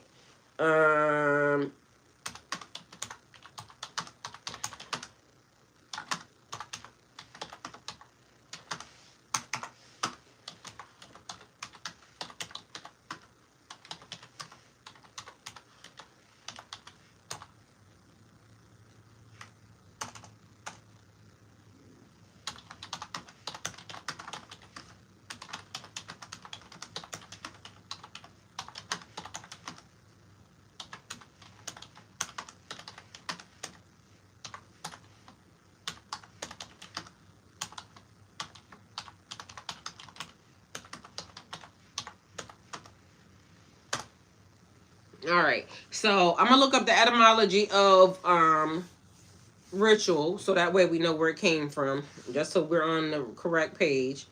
But also I got something else for y'all. Something that y'all can actually look up for yourself, because those words are important. This is how they would get us to memorize or know different words, right?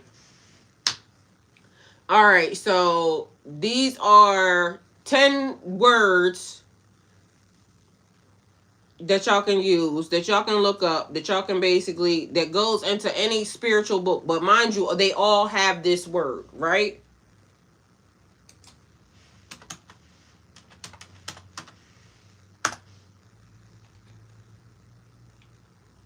I'm gonna do the etymology first, and then we'll get the 10 words. So it's in your Bible, your Quran, the Torah, the Kabbalion, and Tarot.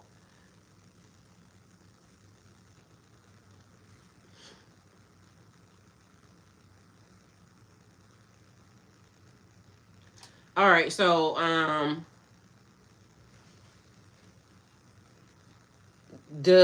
I guess they put the other things first. So first word is unity. So the definition: all creation comes from one source.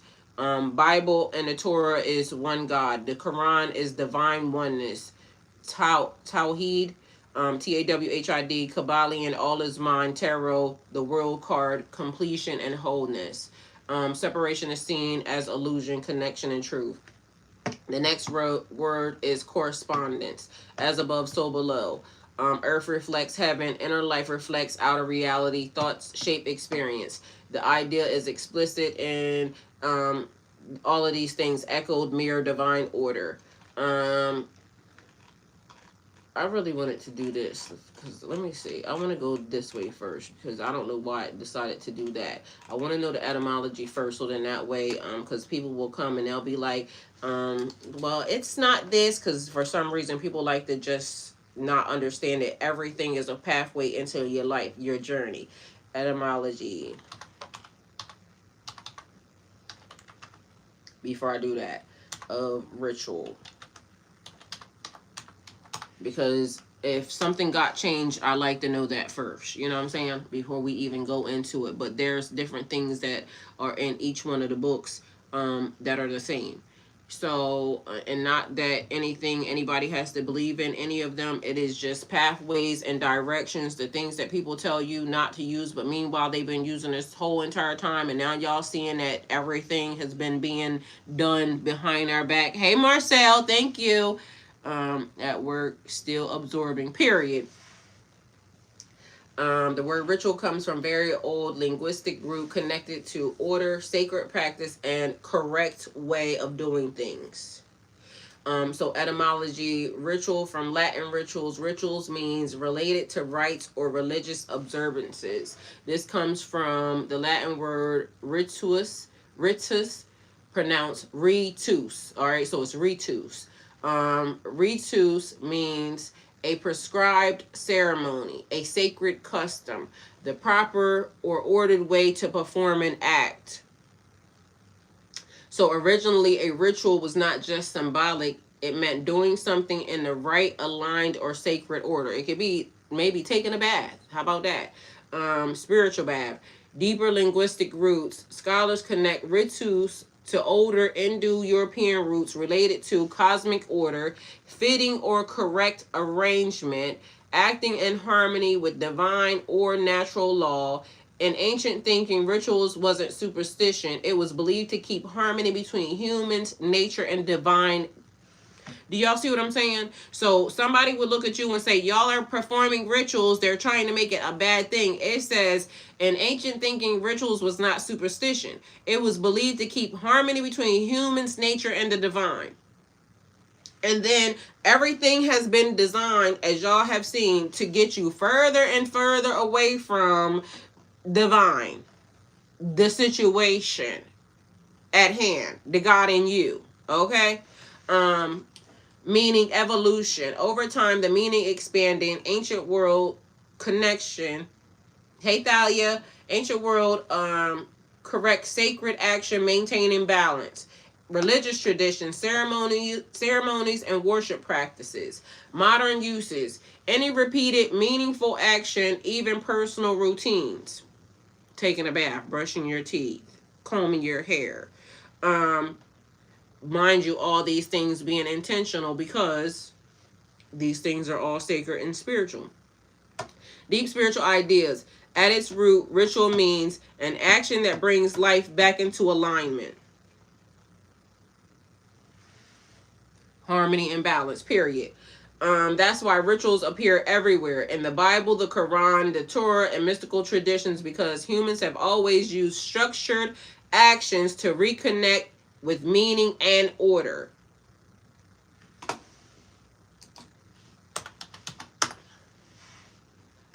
All right, so then it says The first one is right. So it's the same, it's related but not the same. Okay, so understanding the difference helps us see how spiritual items or systems are structured. So a rite is a specific sacred act performed for a purpose. Think one meaningful action. Example, baptism, a prayer at a certain time, which in the Quran you have prayers at certain times. Also, I think in the Bible there's prayers at certain times based off of, like, when you're doing your has anybody seen in the Bible where you're supposed to go into a certain area to pray? Technically you're supposed to go in a closet, and whether or not closet meant a real closet, but it's supposed to be an area that's private, to you. So a prayer at a certain time, a blessing a child. They do baptisms all the time. Christianity, performing a rite, that's a ritual. So for everybody that always comes and they da da da da da, to me it's almost like they want to put some bad stuff on something, but mind you, y'all are performing it and don't even know it. It's just like when he told that man to go up there and sacrifice his son and he was about to do it. Ritual. Like, I don't know why people are doing stuff or not, or saying stuff that they don't fully comprehend. The language, this is what it is. It's a language barrier or a language disconnect, because you want to put something nasty or something, whatever it is on it. But mind you, it's being done right in your face. So, example, baptism, prayer at a certain time, blessing a child, initiation into a ceremony or a community. In the Torah, many purification acts were rites, so that's there. In the Quran, daily prayer actions functions as rites. So mind you, we already talked about being, blessed in Christianity, baptism, or all of those things. Same exact thing. Giving a child, what do you call it? Their what's that stuff called? One, when you blessing a child, and then the other thing where they do, I think the Jewish people be doing it, they do many rituals, because we already seen they was giving chickens and all types of other stuff. Same thing. Okay, so if one person, but they telling you not to do it. Hey Kevin, love you, thank you for being here. They telling us not to do this, but meanwhile it's being done all across the board. And then they want to say, oh no, it's this because it's in this religion. No, it's the same. That's the same exact thing. Everybody's doing it. They're doing it in different ways, and then they telling you not to do it because you're a bad person. Go figure. So a ritual, we already talked about that, but a ritual is a structured sequence of rites done in a meaningful pattern. Think a system of sacred actions. Example, a full worship service. Ain't that happening at church? Yep. A healing circle. Don't we be doing that in, any of them? Matter of fact, even in church, I done been in a healing circle where they stand around, everybody hold hands and they pray. Did that. Or it could be where two or more shall touch and agree. Seasonal ceremonies. We already know what them are. Meditation practices done the same way repeatedly. Ritual gives rhythm and identity to spiritual path. So key idea, repetition creates meaning and connection.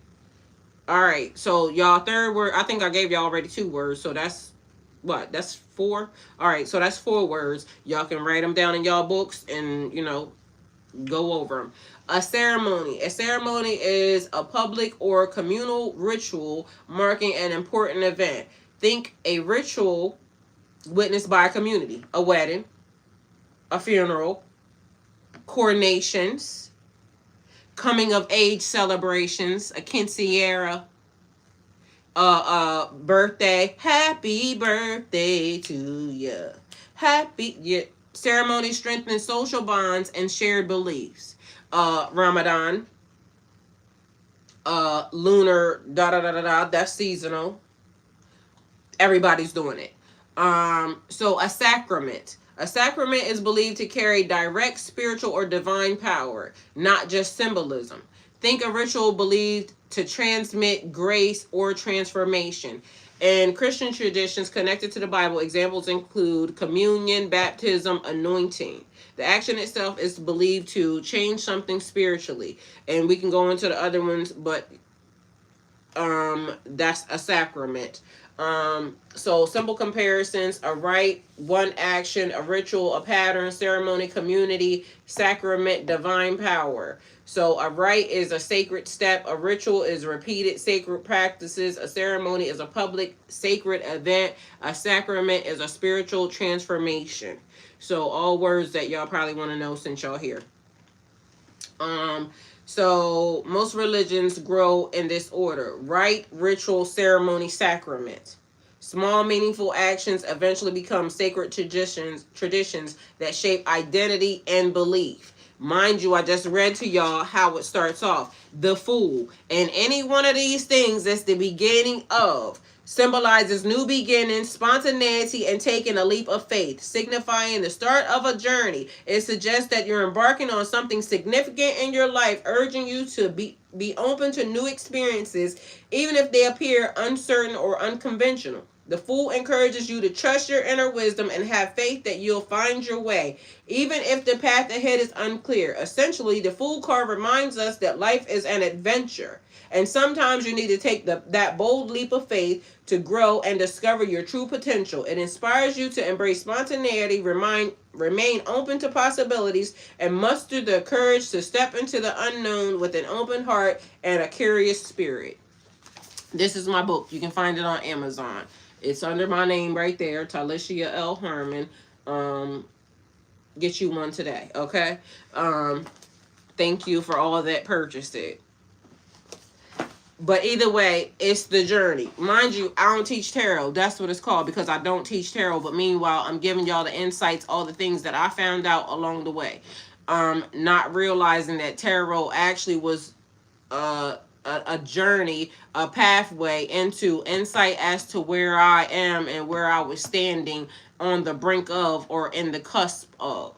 And all it keeps doing is every chapter it is new levels, but it starts again, because new levels, once you get to this level, you start here, probably, started from the bottom, now we're here. Mind you, even when you started from the bottom and now you here, once you get here, wherever here is for you, because success is measured upon however you think about it, however you feel about it, that begins a new journey, a new start of you being a new fool in a new situation, and it keeps on going round and round and round in the cycle. I don't know why mulberry bush, but maybe that's something also that's significant and important. But literally every level you start all over again. It's like being and even when you go into like the religious aspects of anything, it is you started off a child, and now you're new in the faith, and then as you grow you start to learn new things, and as you learn the next level you start to learn new things. So as they said, it starts off as most religions or most journeys start off as a rite. And a lot of us find ourselves, in a place where we don't know what we're about to do. Something may have happened or not. You may just be wanting to change. And now you are trying to figure out, what am I going to do? So now I have to take the action. This is the right. This is my right to do whatever it is that I want to do. And then now the ritual. What am I going to do? Daily habits. So I'm going to take 30 days and I'm going to change, and I'm going to do this, because they said it takes 30 days to change your mindset. So for 30 days, I'm going to pray. I'm going to do the Lord's Prayer. Oh, that you would bless me indeed and enlarge my... Oh, that's the prayer of Jabez. So, our Father who art in heaven, hallowed be thy name. Thy kingdom come, thine will be done on earth as it is in heaven. Give us this day our daily bread, and forgive us our trespasses. We forgive those who trespass against us. Lead us not into temptation, but deliver us from evil, because thine is the kingdom, power, and the glory forever and ever. And then whatever you say after that, watch over me, protect me, keep me safe. Don't allow hurt, harm, or danger to enter into my space. Order my footsteps. Lord, you said the weapon will form, but it shall not prosper. I trust you. I believe in you. Whatever it is, for those 30 days, you're going to do this. And then the ceremony, because then it's something that that's the community. You start to now trigger and bring those people towards you. Like I said, the man that said, the people that are getting up and they're eating in a certain type of way, there's a community of people. Or, maybe I start the community. Maybe the community has already started. I don't know. But I said I wanted to be in a community of people that wake up every day and we talking about somebody doing smoothies and, this is how we eat. Like, it's very intentional on the eating habits, this, that, and third, because changing your structure from the inside out and your molecular structure is what I hear, or something else from the inside out, and then portraying that on the outside. So the man said, because as of now, that comment has over 1,000 and something people on it. He said, we are here. And actually, they are there because there's some people probably in there that, because they like that comment, because they're saying they want to do the same thing. If those people are close to me, I could literally probably go in there and ask whoever is there, who's close to Atlanta or who's close to Georgia, this, that, and the third. And then people got to put their money where their mouth is. Because literally, just because a person agrees and says to something, don't mean that they necessarily is, technically about that life. Because it may take work for somebody. Because initially, if I'm not doing that, and now, I'm over here with now a group of people, but I gotta now consciously or continually want to wake up and be there every day with this group of people and be the person that I said I wanted to be. Mind you, you could potentially change your mind, because if you ain't never done it, and then you start doing it, and then you decide that, this ain't for me. And then you skedaddle or get, or you start to figure, this is what I want, but because of my body, my structure, my mentality, I may have to tweak it a little bit. But mind you, these are the people who you want to be around. These are the situations, the circumstances you want to be around. Then the sacrament, divine power, spiritual transformation, because as a man thinketh, so is he. So all of these things being used, and it don't matter. It doesn't matter, like, as long as you're on your journey and you're on your pathway and you're doing it for you and you're discovering it for you, I don't care what nobody else say. It's people out here that will tell you, if you're not following this to the law, to the land, in the Quran, I literally heard this morning, I hope I was hearing it right. I heard them say that the people were saying, why are you not doing this certain way? Like, because instantly when I heard it, it was given, do as I say, not as I do. But literally, that's not what it said. It was basically saying that I'm building towards this. It's almost like, in the Quran, because if you follow Islam, and that's why I said my whole biggest issue is there's certain things, music is therapy to me, but they say you can't listen to music, but literally the Quran is music, right? So to me, I feel like music is a part of my soul. It's a part of my DNA. It's a frequency, right? So for somebody thinking that I would have to walk this pathway and not listen to music, I would have to go to God about it, because God knows that I'm a musical energy. Like, that gets my mind right. When I don't feel good and I feel like I want to just go into a slump, I can put something on and instantly music transitions and uplifts my spirit right away. Like, I can't be depressed because based off of music. Music is going to be my go-to every time.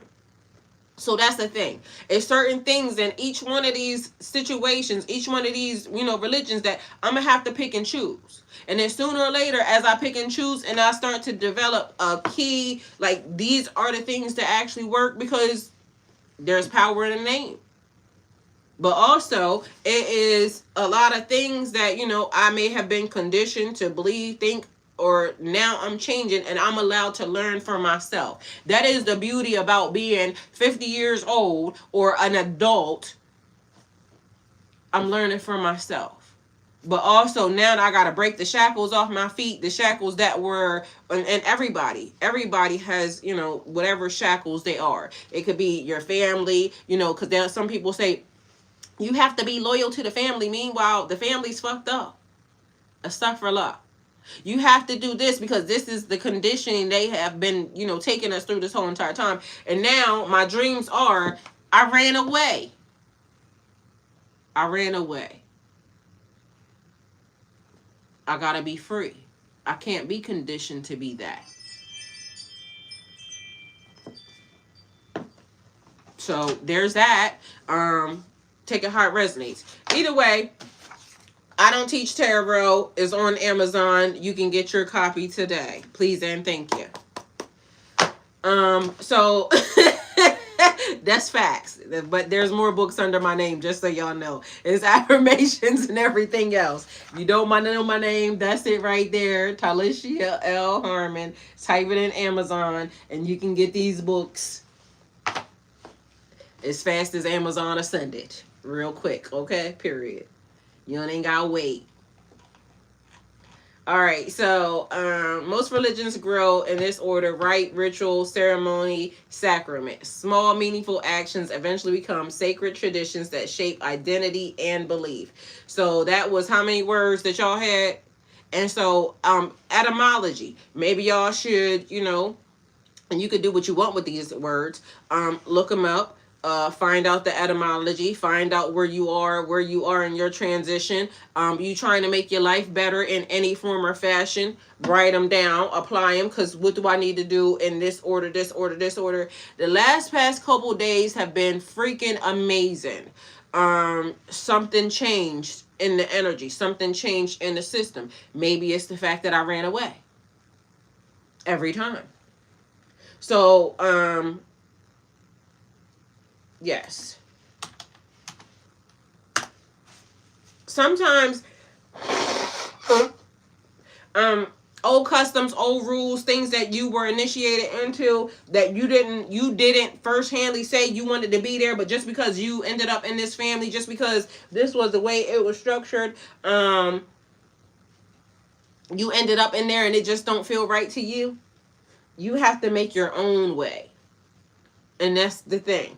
So let's see. The 5 structural elements of every religion: the origin, sacred beginning. Every tradition explains where we came from, why humans exist, what went wrong, or what must be learned. But technically, that's what they're supposed to say, but they really don't. It's like a bunch of fluff and a bunch of lies. And so this is the thing. We're in the time of everything being told, the truth being told. And so it's like what you thought you knew, and now having to deconstruct and now reconsider everything that they said that they've been lying to us this whole entire time. Now we have to tap into, the God in us to really understand, fully, completely understand, is this true or is it not?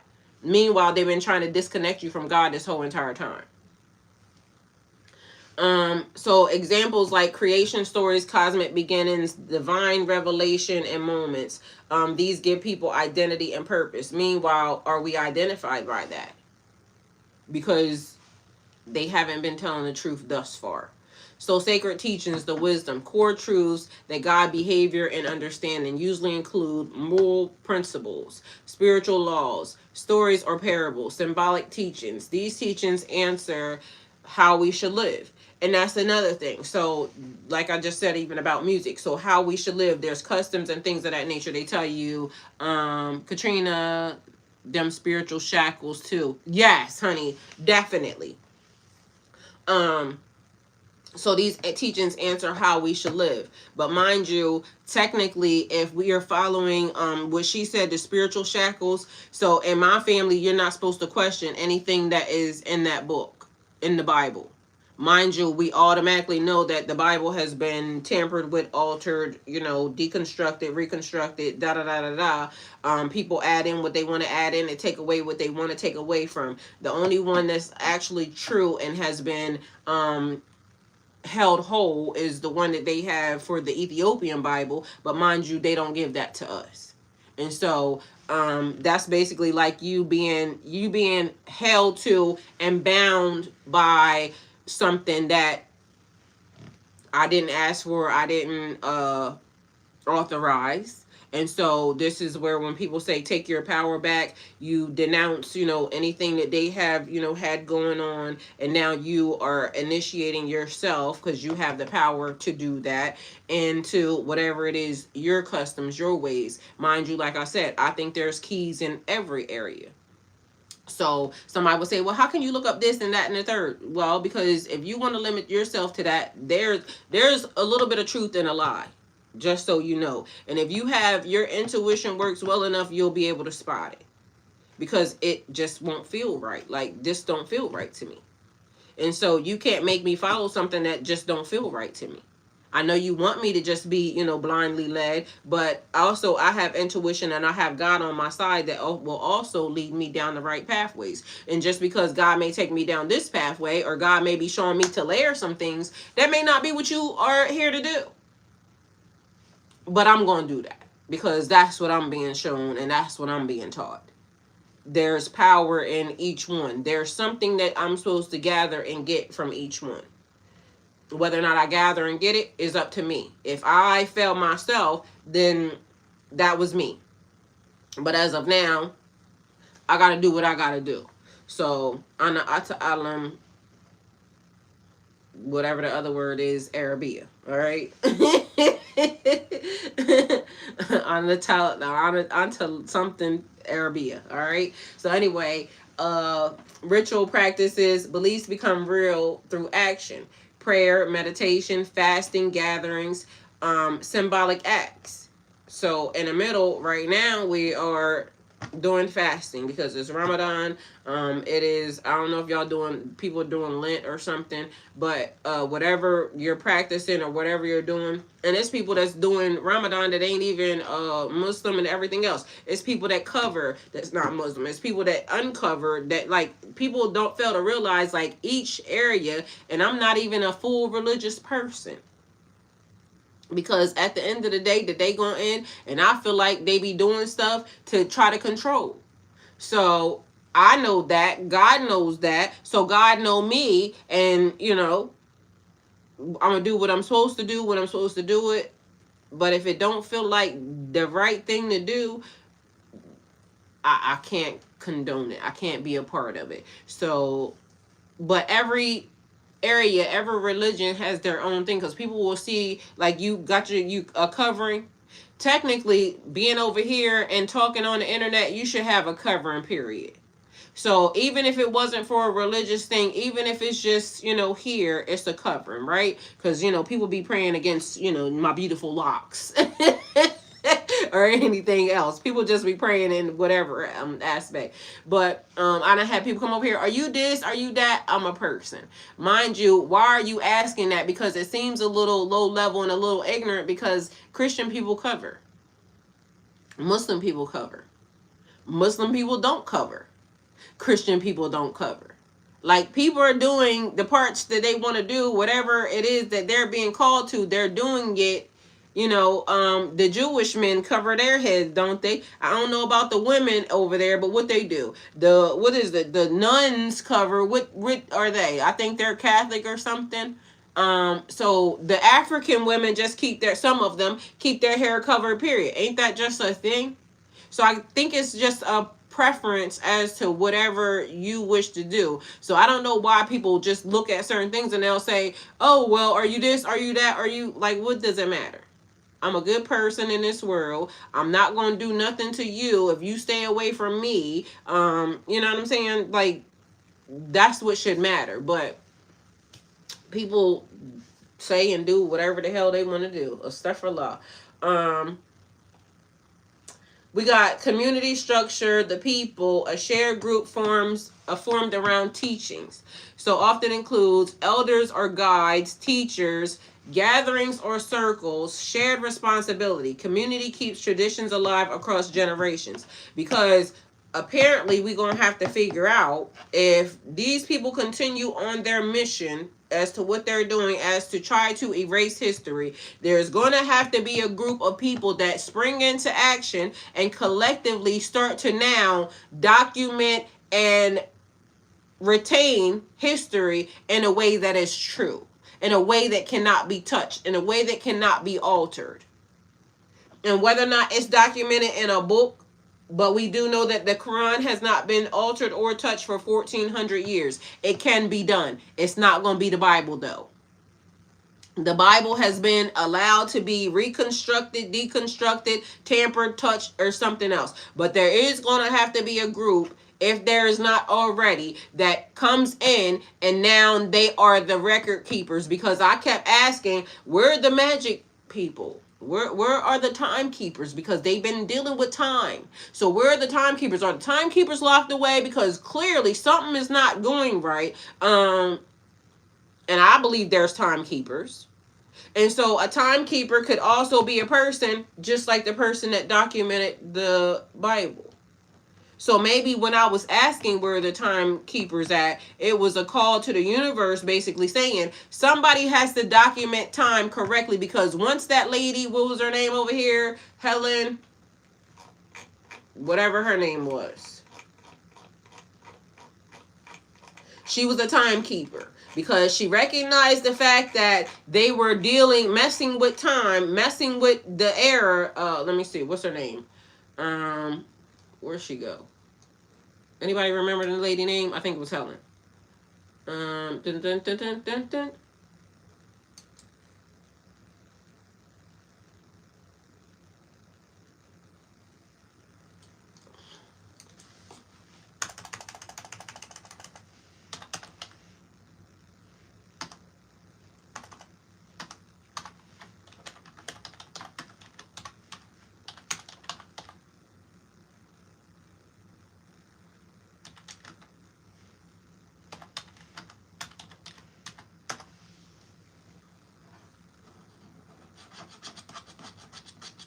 Oh, Marion Stokes. Sorry, not Helen. So Marion Stokes. We need to remember her name.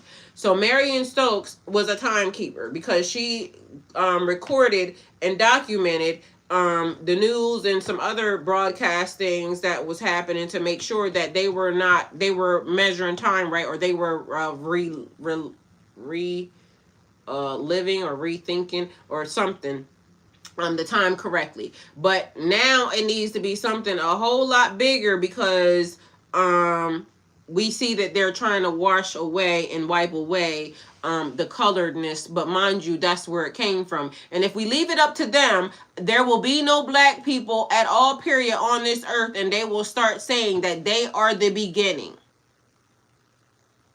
So somehow, some type of way, everybody has to get it through their head that they are a detriment because they literally have wiped away the first language, the language that we all spoke, because of the fact that they didn't want somebody to, know it, reconnect with it, whatever it was. The same way they wiped away cursive language, your kids, your children, they're doing it right in your face. So if they leave it up to them, the whole earth is going to be white.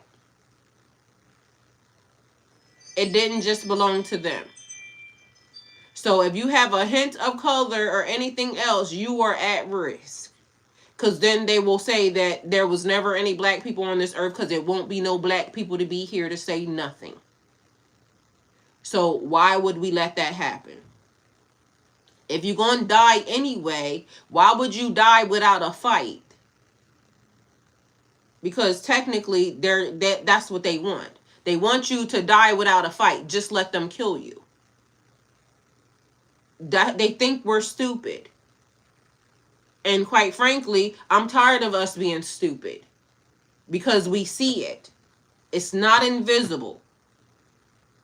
We are all standing here watching it happen. And we already know. And I'm sorry for the white people like y'all. The ones that, are y'all. Y'all won't do the thing that y'all need to do. Because it was y'all responsibility since y'all have been, benefiting and everything from it. If y'all don't do the thing that is necessary, which is standing up for it, and then it is where we have to now step in.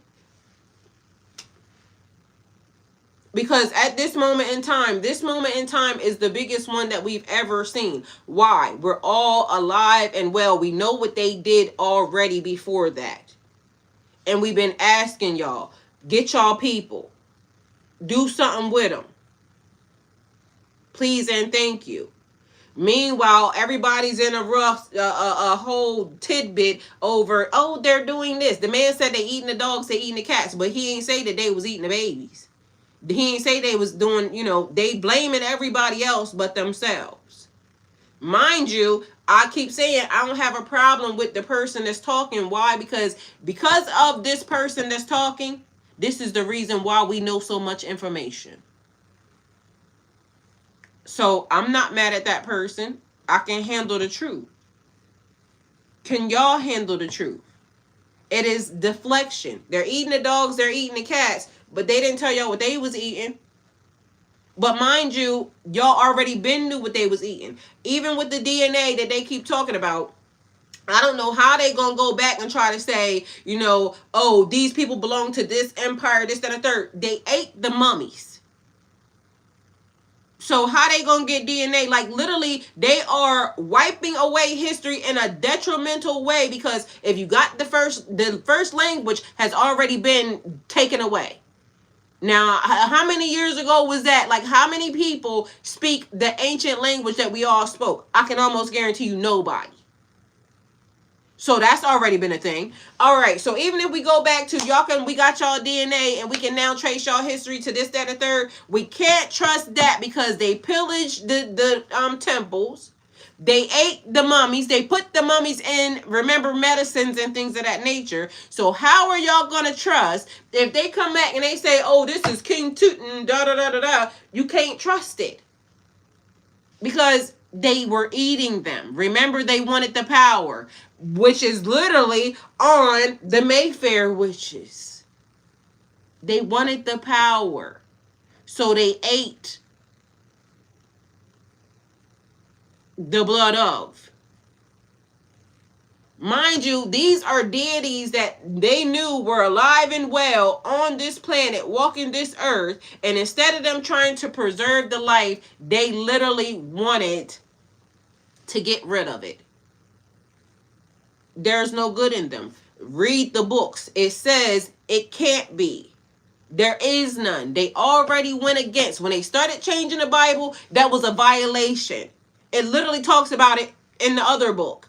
It says once you start corrupting the information, you're leading people down the wrong way. That's exactly why when anybody is sitting on the platform talking to y'all, I don't want to be held responsible for your soul. Because if I tell you the wrong thing, guess what? I'm now responsible. I led you down the wrong way. That's the reason why I tell you, go look it up for yourself, please and thank you. Because I don't want to be responsible for your soul. But if I tell you something and it's not here, I'm in trouble. I don't want that responsibility. But furthermore, I didn't even want to sit here, but I had to sit here because I was going through whatever I was going through. This was my way. And so here we are. Lo and behold, just my luck. I had to be up here telling the truth because of the fact that I ain't have nothing else. If I lied, I'm in trouble. If I go the wrong way, I'm in trouble. If I take y'all down the wrong with me, I'm in trouble. They're in trouble. They changed information and documentation and now have led countless, endless people down the wrong way because, as I told y'all, I come from a family that if it's not in that book, they don't believe it. And maybe they might be in trouble for not going to look for themselves because it also does say that. But where was they going to look? If the documentation was hidden, where was they going to look?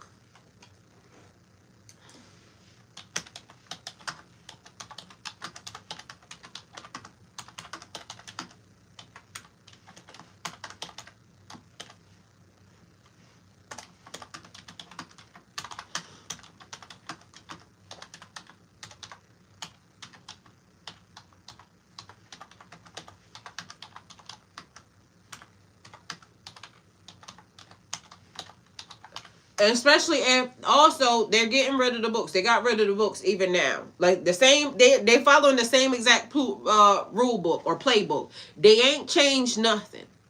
So even back then when they was getting rid of the books, they did the same. Like literally the playbook is still the same. Mind you,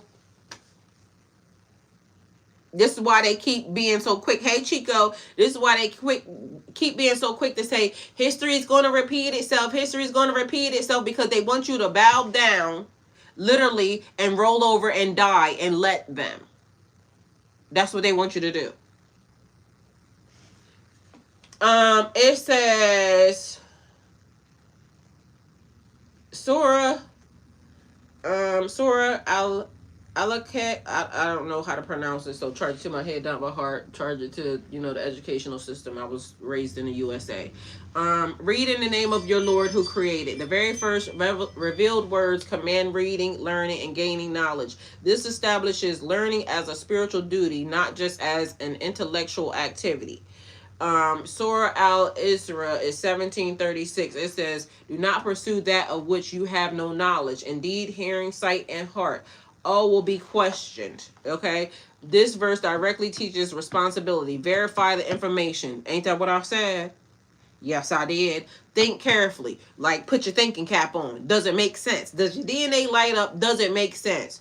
And understand before believing or repeating something.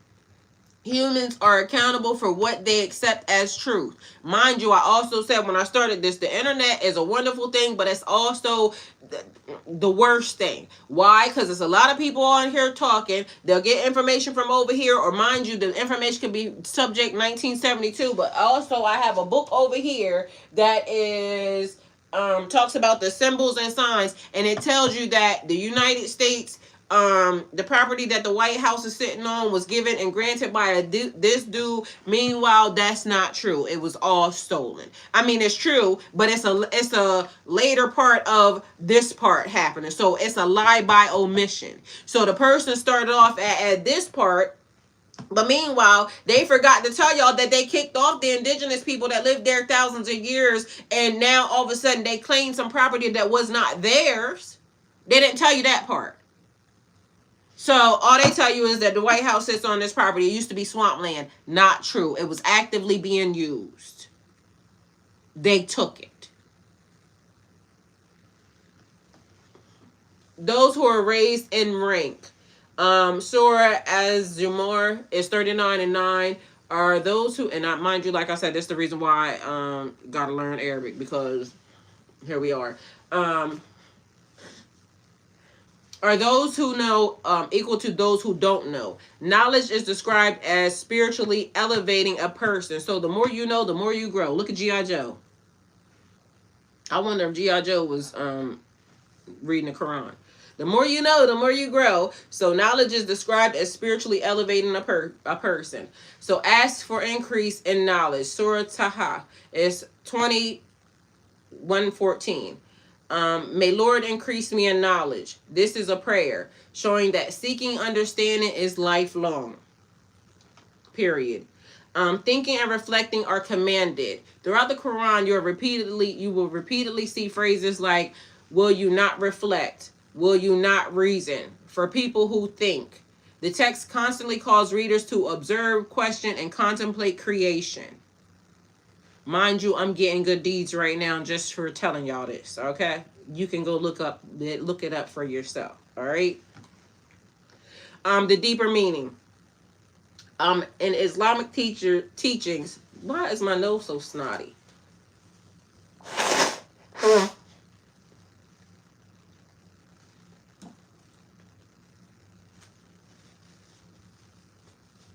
In Islamic teaching, ignorance is not praised as faith. Faith is meant to be conscious and informed. The responsibility given to human is learn, reflect, verify, and use intellect together with spirituality. So the Quran frames seeking knowledge as part of moral accountability, because people are judged not only by actions but also by whether they choose understanding over blind following. All right.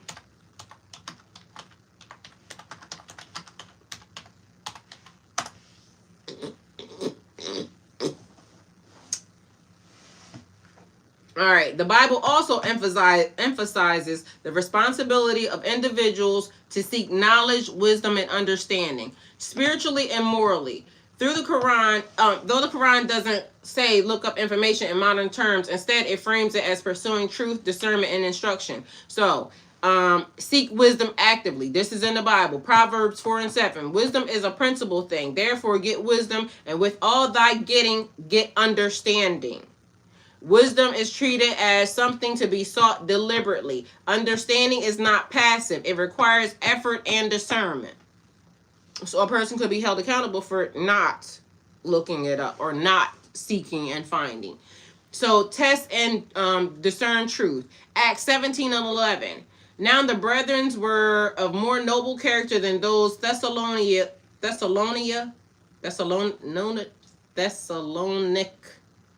I think it's Thessalonians. I don't know, whoever. For they received, I don't mean to say it like that, but let me do it right. That is not right. Now the brethren were a more noble character than those in Thessalonica something. Let's see. It's spelled Thessalonica. For they received the message with great eagerness and examined the scriptures every day to see if what Paul said was true. The brethren exemplified verification. They didn't just accept the message blindly. This is very similar to look up information to confirm the truth.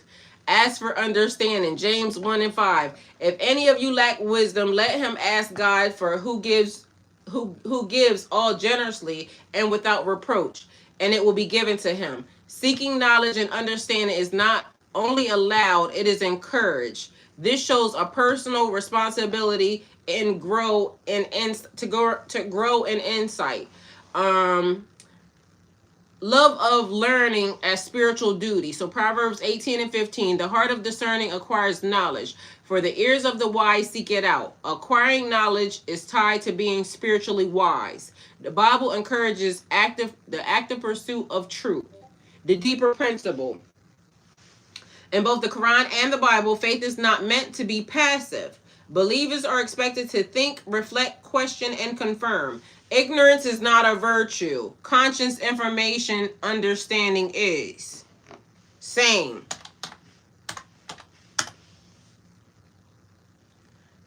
So, in tarot, the idea of seeking knowledge and personal responsibility is expressed symbolically rather than in direct titles like the Quran or the Bible.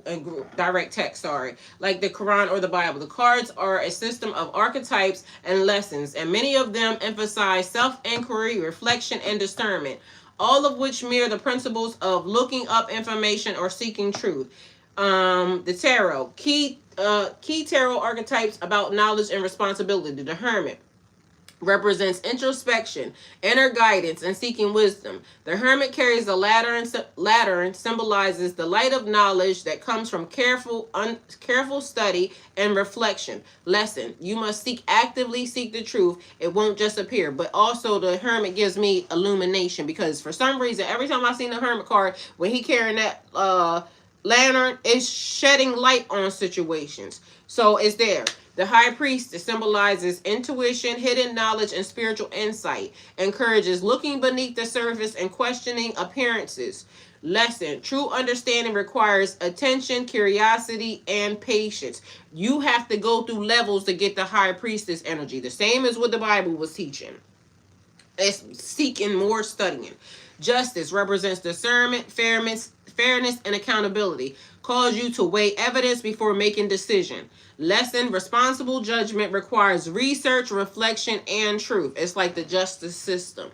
The Magician represents skill, mastery, and using knowledge to create reality. The Magician reminds us that power comes from knowing how to apply knowledge correctly. Lesson: knowledge is sacred. It comes with responsibility. In order to get to the Magician, you have to have every suit, like everyone, being able to use them. It's the cups, it's the wands, it's the whatever else is there, swords, and cups, suits, wands, whatever else is there. But you have to have all four suits in order to become the Magician. So you have to be skilled.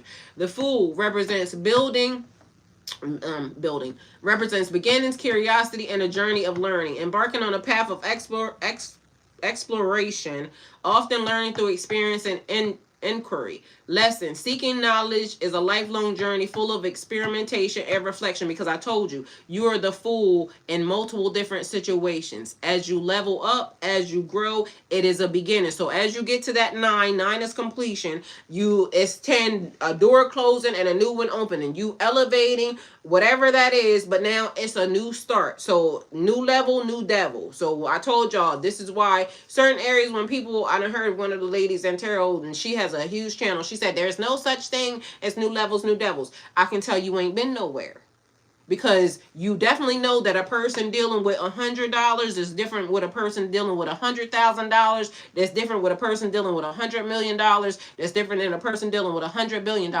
Y'all don't have the same problems. So every level you reach, every level you ascend to, there's something brand new on that side that you're going to be going through. That's exactly why also when I said to y'all, don't allow nobody to bring you back down to levels you've already leveled up from, because these people will try it, okay?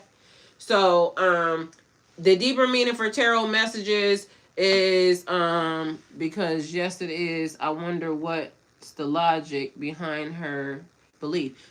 Slow.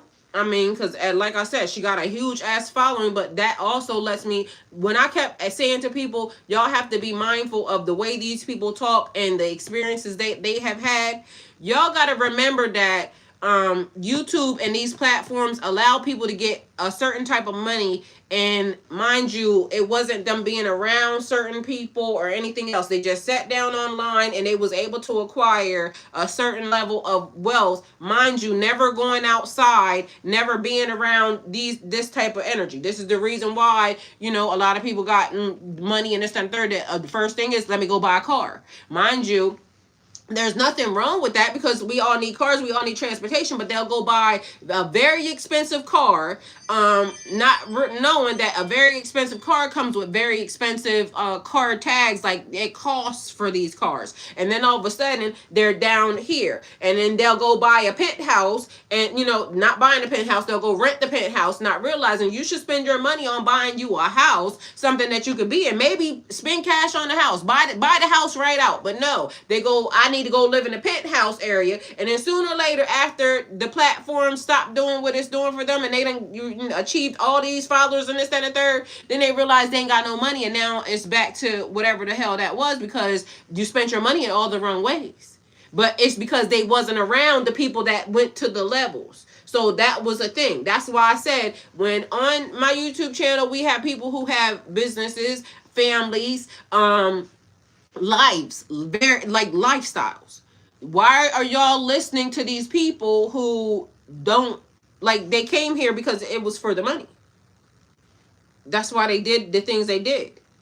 And so that's the reason why. It's no training in that. It's a thing, I forgot what it's called. It's like the temperature or something we was talking about one time. It's like, you know, bringing you back down to the temperature. When you notice when people get money in certain ways, it brings them right back down to the same temperature. So they'll go spend it in all the wrong ways, and then they're in the same position that they was in before they started, you know, getting to the money. It's a thing. I forgot what it's called, but one day somebody was talking to me about it. And so anyway, while tarot doesn't say look up information, its system teaches that wisdom must be sought consciously. Discernment comes from reflection and study. Knowledge is a tool for spiritual growth and responsibility, not just information. The cards frame knowledge as a journey, making the seeker accountable for how they learn, interpret, and act. So that's tarot. It is the Torah.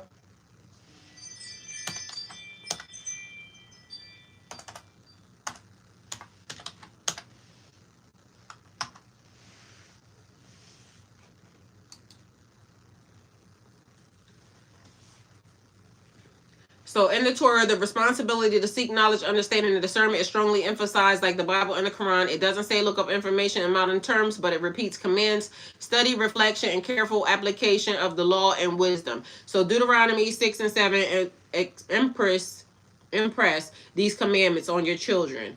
Talk about them when you sit at home and when you walk along the road, when you lie down and when you get up. Learning and teaching is continuous.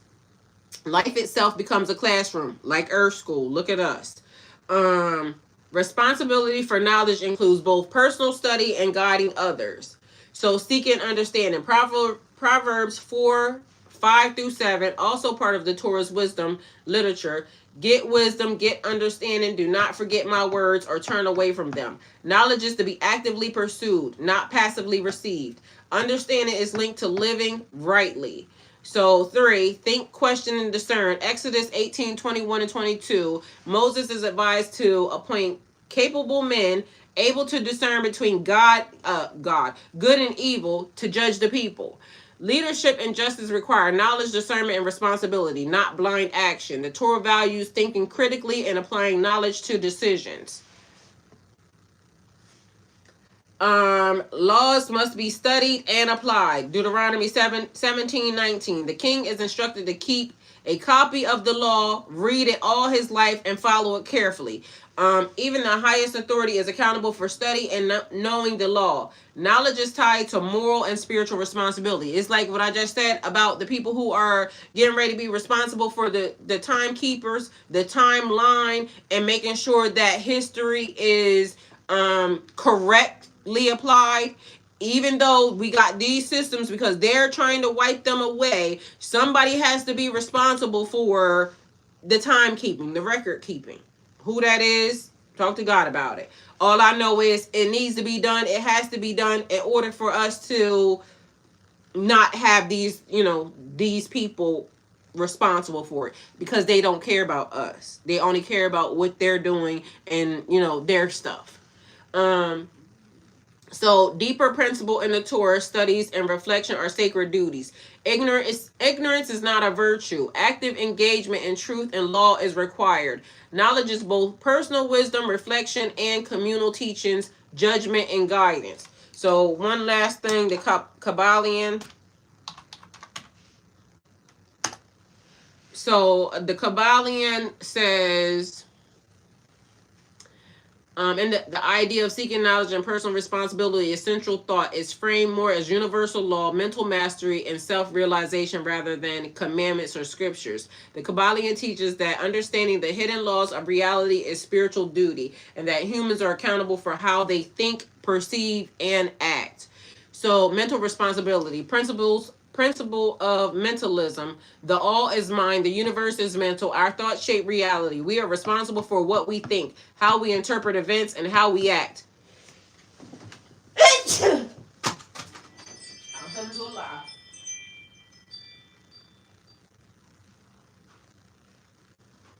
And so I have to remember that, because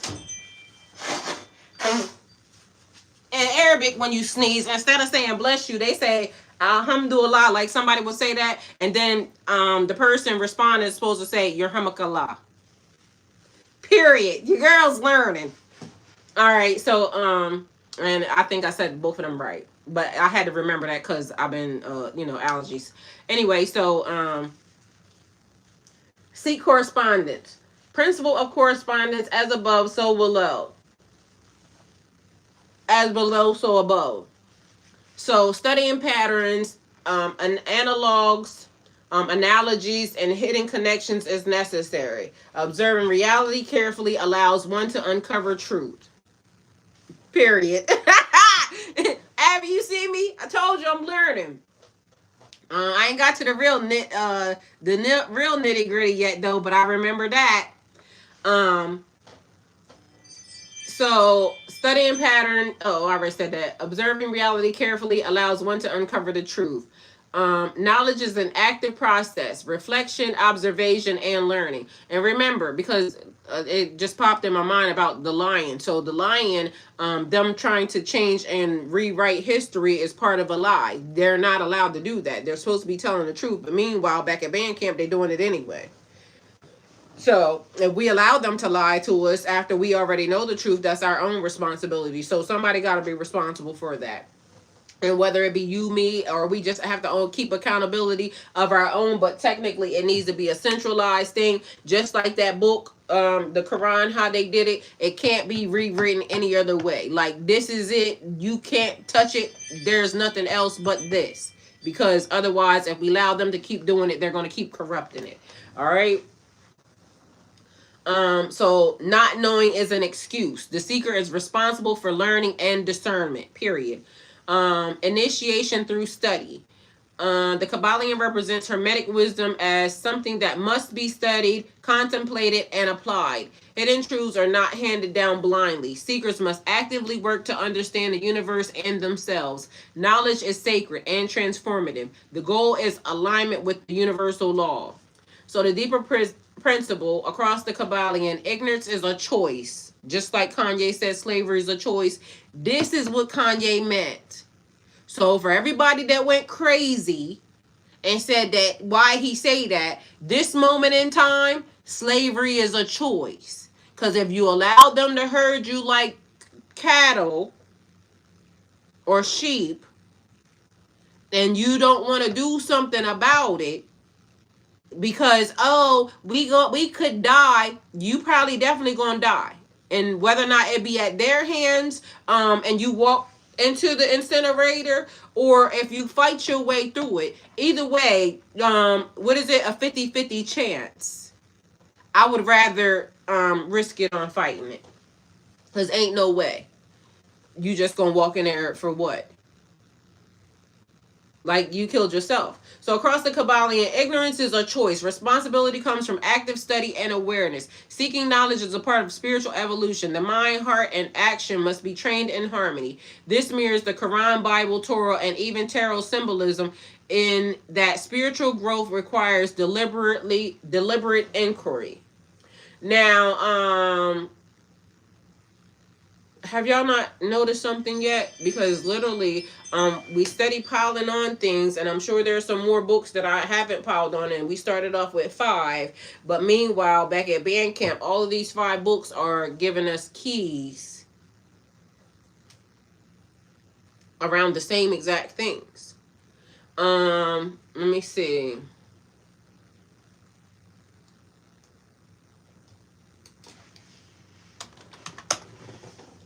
All right, so y'all, I'm way past the time today. Forgive me, but hey, we are here. All right, so Quran, humans are accountable for understanding truth and verifying information. Reflection and reasoning are required. The Bible, wisdom and discernment are actively pursued. Test what you are taught. Ask for understanding. The Torah, study, reflection, and discernment are sacred responsibilities. Even leaders are accountable for knowing the law. The Kabbalion, understanding universal laws, mental mastery, and cause and effect is essential. Ignorance leads to misalignment.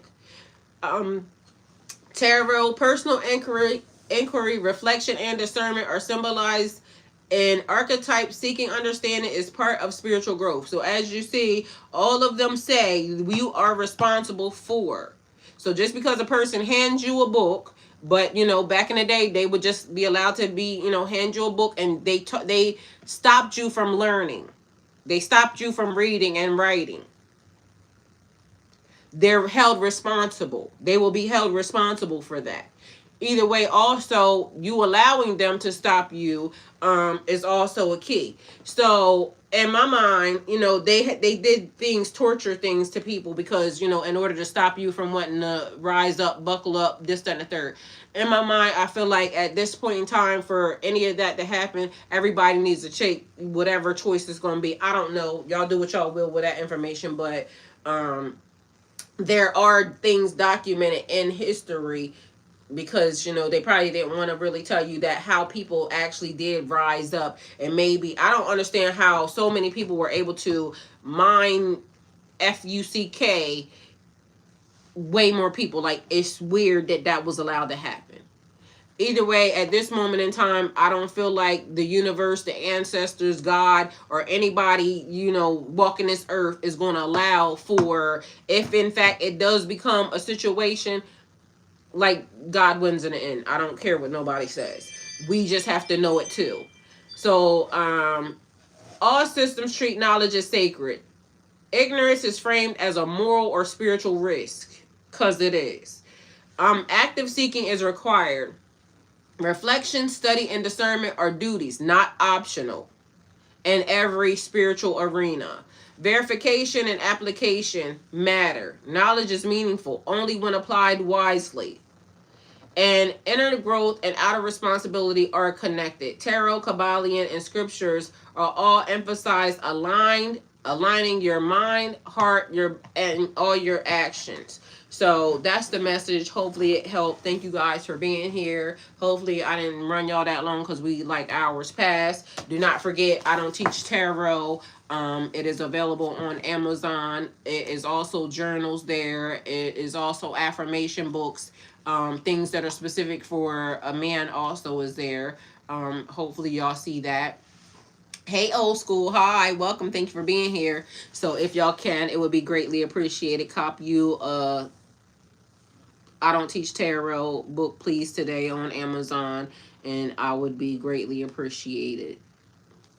And mind you, maybe I might start coming here, thank you, and actually reading. Thank you so much. Coming here and starting to read some of the actual things from I Don't Teach Tarot.